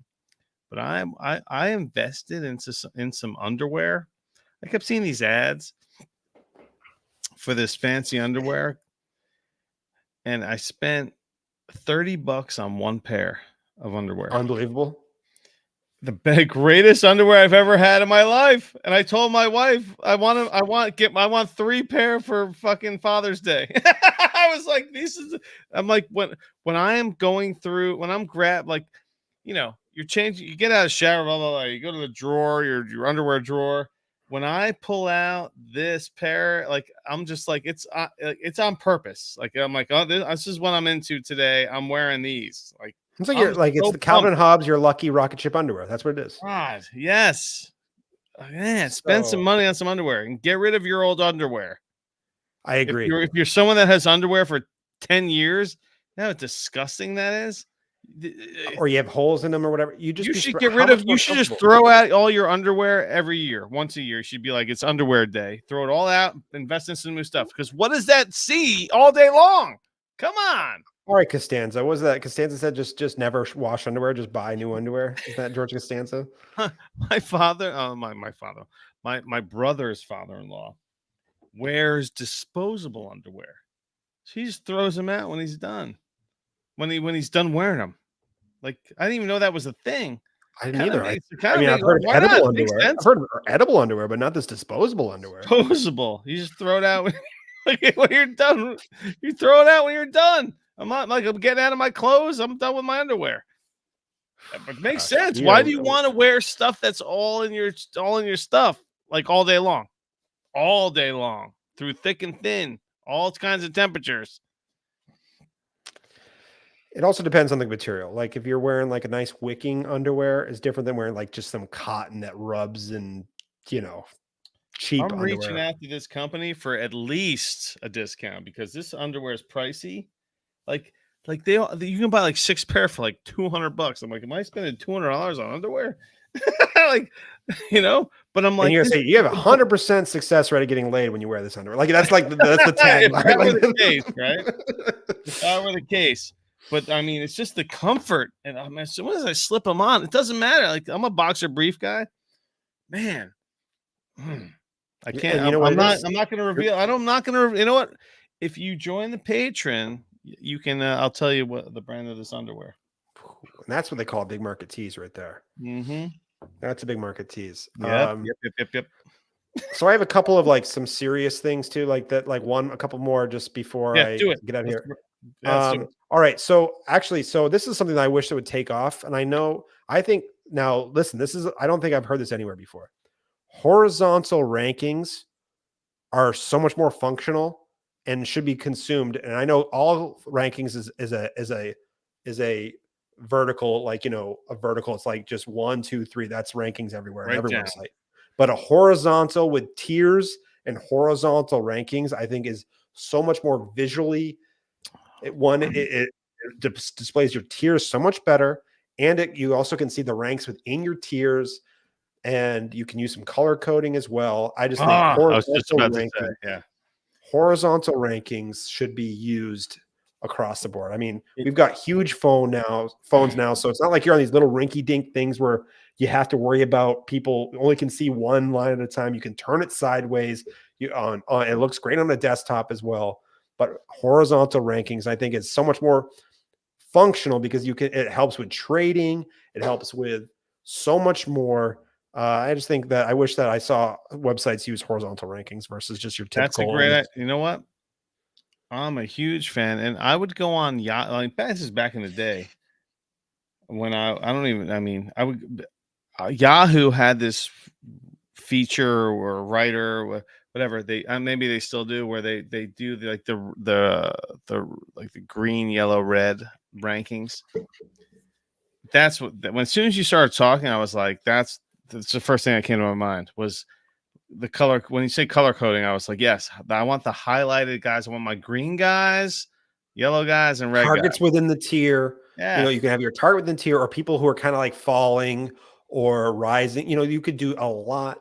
I just think it's more functional for the average consumer. Yeah, this was a start sit situation weekly feature that this thing had. But yeah, it was just in terms of just general rankings, everything should be in tiers because there's no such thing as a 1, 2, 3. you have your tiers. You have these guys on any given day, and then these guys, and then these guys.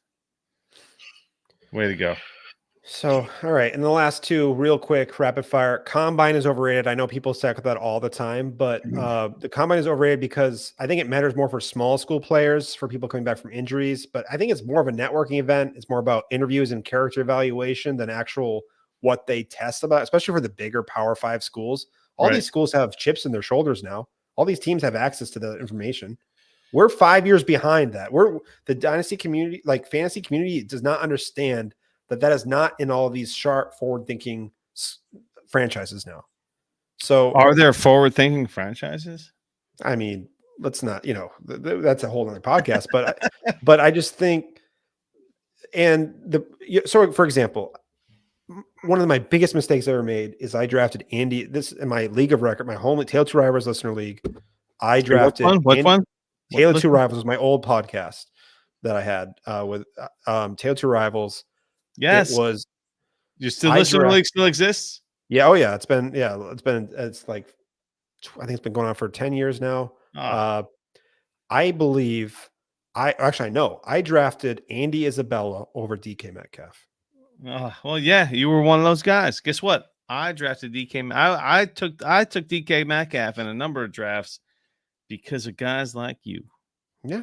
But the thing is I love his, he had that huge one. I was like, once he had that 40 time, I was like, oh, it's for sure. He's fast. It's not just, he wasn't playing against inferior competition. And what I did is I double counted his speed. He won with speed. I should have known that. And I moved him up my rankings once he did that 40 time.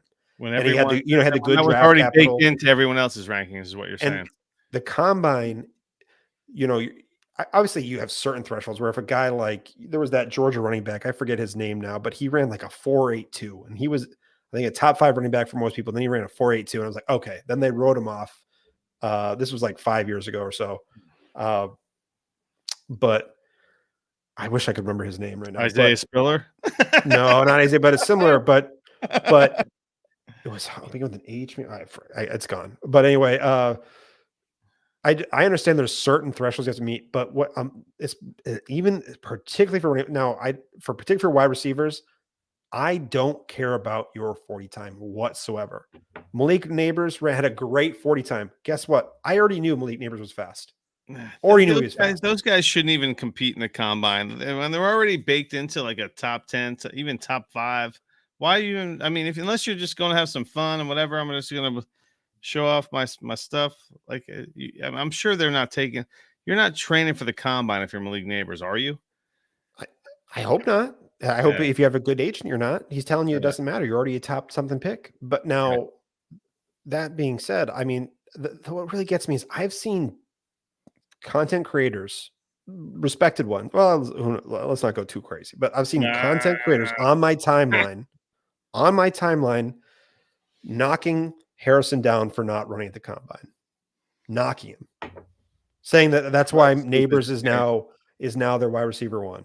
And I'm not even disagreeing. I'm not even going to say that's like an awful take, saying that Neighbors is your wide receiver 1. My problem is dinging Harrison for not running your combine. I don't care what DeAndre Hopkins, one of the most productive wide receivers ever for fantasy. He ran a very mediocre 40 time. And people are saying, well, what about size adjusted? It is already baked in your production metrics. Their speed is already baked in. And yeah, you might get a couple of R squared for the real nerds out there. R squared is like a weird metric that shows how predictive your model is or whatever. Whatever you want to say, it gets you a couple more points. It doesn't matter. It doesn't matter what anything in the combine, especially for wide receivers. It just doesn't matter. It doesn't matter. It hurts you more than it helps you. You might get an occasional win from a metric at the combine, but it's going to hurt you. You're going to draft more Andy Isabellas. You're going to draft Rondale Moores. You're going to draft. Oh no! You really just go Rondale Moore right now? I'm just, full on just masochism right now, just shitting on my Rondale Moore. Elijah Moore, huh? Fuck him, right? Ugh. Also, right? But what I'm trying to say is that people still care about the combine, and I'd much rather care about the prototype of player you are, your production, especially at wide receiver. But then I care running. Yeah, I just and Everything when I is say game all right, let speed. me say that Everything's all about the game. Why are you overrated now. watching fucking some guy run around on a turf? And I know Everything's this all is about very popular fucking to the take, game.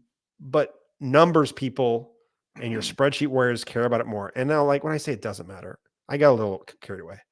It's overrated. Well, It's my channel overrated, and is it's more overrated. hurtful. But it's just does more harm than does good. Okay. So there we go. That's I think. Oh, and for to now because I shit on a lot of my numbers people. People Fuck spend them. way Fuck too you, much numbers time. people.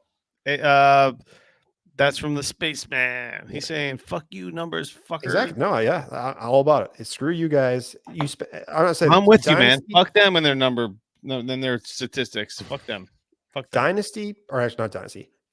Fantasy content creators actually, or any type of fantasy player, spends too much time on player evaluation, and the return on investment on player evaluation and your hit rates you're going to get in the first round, the second round, the third round, your hit rates and the amount of time you spend on all these rookies. Now, what, mind you, if it's fun and you like doing it, sure, do it. I like it as well. It's a lot of fun to get invested in these rookies, talk about them, debate. A lot of fun.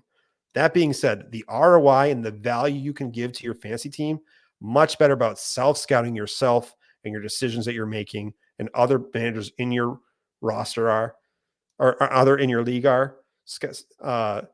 So I just say that spend more time on self-scouting and evaluating the decisions you're making versus other players and other rookies coming in. I think you're that's where the true edge is in Dynasty now, because there's so much more information out there. You can 8 years ago, there was only a couple Dynasty podcasts out there. Now you can, it's tough to, we could go name 30 off the top of our head probably right now. That's the beauty of life. I mean, Jesus, when I started fantasy football in Dynasty, I had my first Dynasty League in 2014. That's why I was so passionate about that whole 10-year thing earlier. But I didn't get into like podcasts until I don't even know. Really, it was like when the HQ podcast started, like Dynasty Trades HQ, when that They were started. on the cutting edge. They were one of the I was first the out there. first. I was one of their first listeners. Like when I didn't even know it. I randomly came across their podcast, coincidentally, when they first came out. Like I joined them at like episode like 3, and I didn't know. And then that's how my like. So I just pivoted to them, to Dynasty Warzone. I was at Dynasty Happy Hour. There wasn't even much after, like outside of those that came in my direction. You know. But you were thirsty for that content, like because Oh no one else man, was I covering. devoured it. And Devoured it. but the thing is, because and it gave you a huge edge. And I'm not saying that content now isn't giving you an edge, but all I'm saying is that there is so much more readily information. I used to spend all kinds of time getting all these advanced metrics and I have spreadsheets and spreadsheets. I'm not doing it currently right now because I just don't have enough time. But that information I was gathering, it's now everywhere. Everyone has target And share. you know what? And that's okay. That's okay, man. That's okay. It's okay that you don't have to fucking break your ass over doing stuff when you can clearly get a hold of it in another fashion. I prefer the over the course of the last X amount of years that I've been involved in this, I guess we'll call it the fantasy community and the dynasty community oh man, everything is it's almost like a gigantic high school with your different like Clicks. posses. And I love that the hot sauce pod. I love where we are and on the grand scheme of things. Like we are One of the most entertaining. I feel like we are podcasts like out there. the underground cool kids. Yes or no? Yeah, I 100% agree. I mean, I haven't been consuming a ton of content I didn't listen to like many I don't think I listened to a single or a single fantasy podcast this last season. And I had some of my most successful years playing fantasy was this year. I had a great year this year as well. And I don't know, if I can't remember if I have the same excuse as you as far as not listening to a lot of stuff, but I'm with you. I mean, a lot of my dynasty teams were focused on this season. Like remember the 2023 hype. So I cultivated a handful of rebuilds focusing on, and this year was my goal.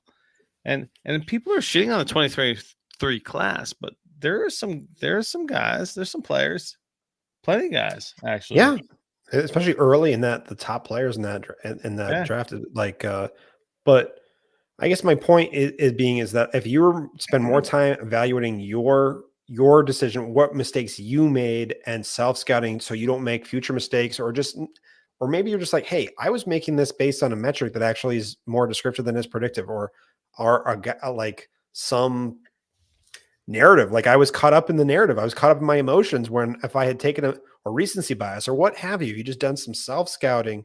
Leo Pasiga, he does, he has the whole keep a notebook on people.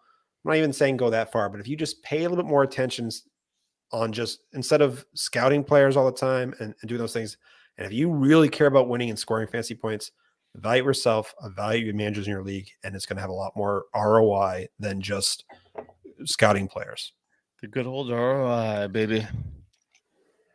And I'm saying ROI in a loose sense, not just like pure dollars and cents. No, I love it. I finally got some ROI going on this year.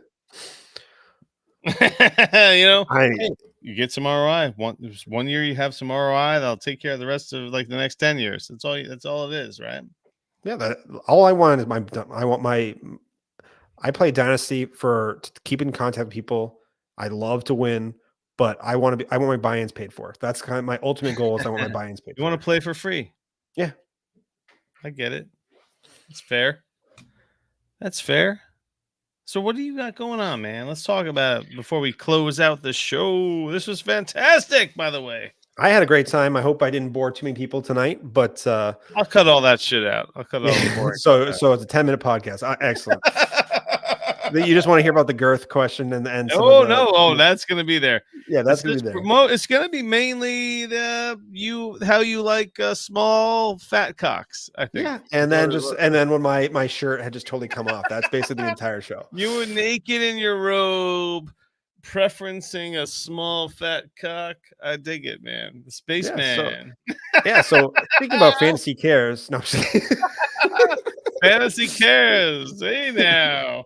No, honestly, so I recently stepped away from DL Dynasty League football. I wrote there for several years, and I had a Patreon for you can find spreadsheets for a long time, and I recently on a hiatus from there, focusing on I have a 2-year-old, focusing on that and focusing on my new job. But honestly, it had come a little bit too much work. Like I felt like more of a work than it was just the passion. I was spending 45, 50 hours doing spreadsheets, and I loved every minute of it. But not as much as your wife did.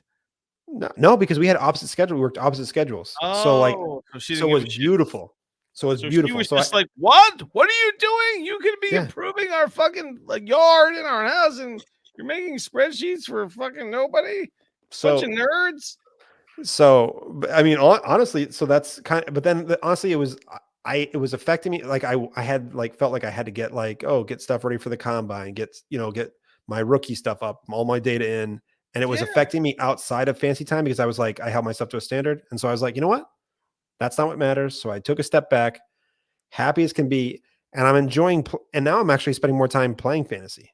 So that's kind of what I've been focusing on, thinking about like I said, evaluating myself, evaluating my leagues and winning leagues instead of just caring about what my roster looks like on paper, what have you. So that being said, took a step back from content. I have been doing some guest appearances like tonight, but what I've actually have cared about and will always care about is fantasy cares. So get ready for the FC the fantasy cares eliminators. Get ready for getting involved in the Abbey Makers and the Scott Fish Bowl Podathon and the Scott Fish Bowl itself, because what really matters is the charity, the bringing people together, because that's some of the happiest people are going to be in the Dynasty community is around Scott Fish Bowl time, because it's a great cause. It's a great time. And I'm already looking knock on wood, I'm back in the Boston Live draft again this year. But that's kind of what my biggest message is. You try to get a buy-in in your league devoted towards a charity. And Fantasy Cares is going to have a great They're going to have a ton of giveaways, jersey giveaways, entries in the Scott Fish Bowl. They're going to have a ton of prizes, a ton of great smart people on. There's going to be more of a podcasting going forward and YouTube content going forward. But yeah, Scott Fish Bowl's movie theme this year. and just get ready for a phenomenal Scott Fish Bowl season and Fantasy Cares. Hope everyone, if they can contribute however you can, more than retweeting, making a donation, going to a live event, buying a raffle ticket, whatever you can to support it or incorporating it in your league. Let's do it. Listen, if you want to get in the fishbowl, you can do it. You got to just reach out to me or the Spaceman, and we'll make it happen. I think we'll point you in a direction for sure. And hopefully, Larry, you guys have been kicked off the Podathon more than I can remember, but you're always back the next year. Hell yeah! Hey, my favorite segment. Fuck yeah, baby! And we've been in Podathon. We're seasoned veterans at this point. You guys had some prime time in years past. Well, we've had every single time slot, and we're proud of every single time slot that we've had. We've been a part of every single part of the Podathon in terms of, like 2 a.m, 5 a.m, 8 a.m, 9 p.m, and the 11 same p.m. energy no matter what. Fuck yeah, we're ready to go all the time, and the Podathon's really special for us. We love it, and we love all this stuff, man. This is what we're into. Me and Justin, we've been around the block. We know the deal. We love taking care of business, and the Podathon is right up our alley. And speaking of leagues that have a charity component, the Dynasty Hot Sauce Listener League, 3 copies, 14 team. Let me just restate that: 14 team, 3 copy. That's how you should pronounce something like that. 14 team, 3 copy. Significant tight end premium, super flex, obviously. I think we need like 1 or 2 more heads. And you want to talk about content creators? We have a bevy of content creators in this league because it's already 3 copies. So that's 14 times 3. I don't know what the math is. Spaceman, you might want to get in this 51. League, man. EK Bowler is getting in. He's taking over one of the orphans. I am not joining any. You could convince me. I shouldn't have turned down the last. You have already committed to. You committed to this league like 3 years ago, and then this is one of your appearances, and then we were like, "Hey, man, you ready to get in this league?" And you're like, "No, thanks." So, it wasn't like that. I hemmed and hawed and said no thanks. It was exactly like that. I think you said "fuck off" too. And I think my son was like being born like this, like within the draft, like around draft time.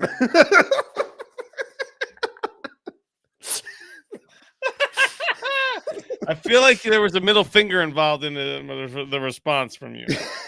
No, Larry. No, honestly, I actually care passionately about the Hot Sauce podcast. I think you guys are awesome. I know you're a great friend, and you're a great supporter of the pod. So yeah, man, we love you.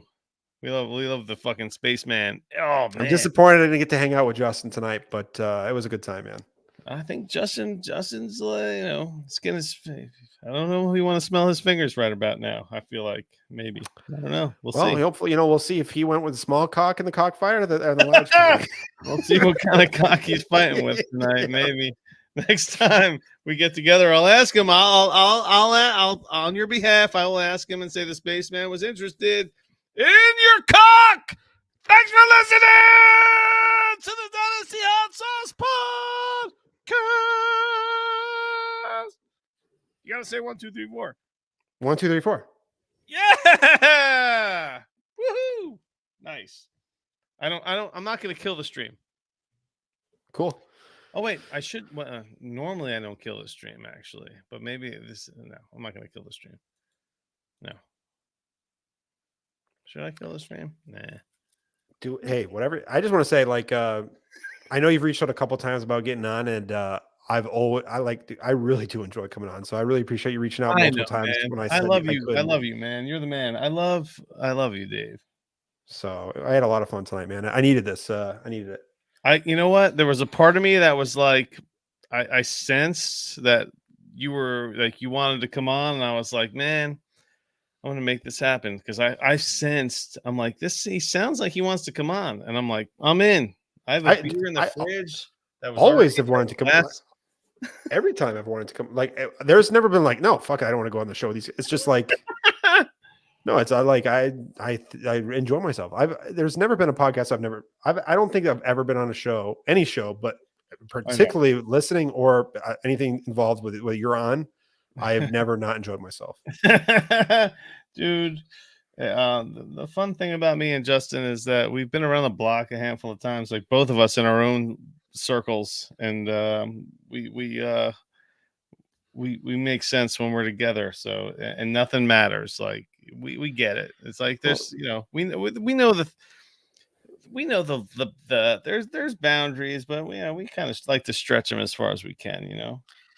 what I think I like about you guys too, and I know that we're still streaming, but I don't give a fuck if anybody's left here, whatever. But Everyone's what I listening. like about the hot sauce the most is I think you guys know that you're entertaining and you are entertainers, which you don't get on a lot of pods. And I'm not saying that you guys aren't successful or what have you, but I don't think your drive is to get more listeners and just for the listener sense and get more clout. I just think you guys have genuinely enjoy what you're doing, which I appreciate. Yeah. You're getting yeah. There are folks that offer advice that don't even play in dynasty leagues. Yeah. But we're passionate about what we do, and we're meaningful with all of our with everything that we kind of put out there. It Well, means you guys have young kids. You sacrifice time to do something that you care about, and you're doing it for I think the right reasons, which I like. So, but well, yeah, anyway, you know enough what? being sappy. Enough being I sappy. love that you just said that because you did bring that to my attention, and you're absolutely correct. I mean, me and Justin we both have 2-year-olds, and I All have an three of us do. 8-year-old. All He three has of us a do. 6-year-old. We both have Yeah. daughters that are relatively close in age, and we have sons that are very close in age. So we're doing, yeah, man. I love. There's nothing better than I love that Justin's into it as much as me, man. Because we're just like, okay. I mean, and again, it's not, and nothing's the end of the world. Nothing is. So we both kind of know this. Like I said, we've both kind of been around the block as humans. So it's like we understand what this is, and we love the ride that we're on right now.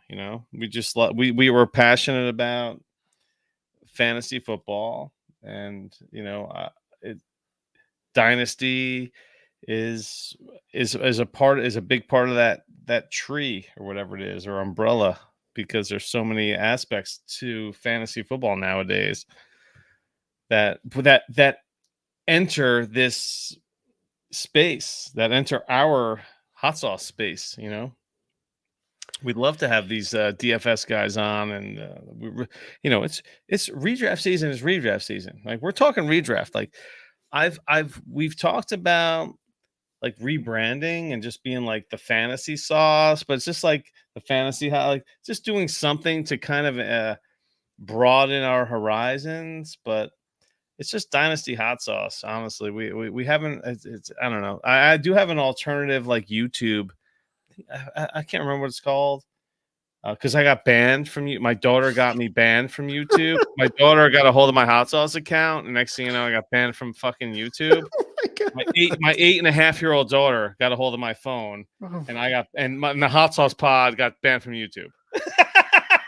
So I started I made this alternative, like this bizarro fucking hot sauce YouTube account called Fantasy Sauce, and that's how we had to stream. But yeah, so I was like, maybe we should go Fantasy Sauce and just encapsulate the whole genre. But I don't know. See, I think your listeners, your core know that you guys branch out. And Yeah. so I think like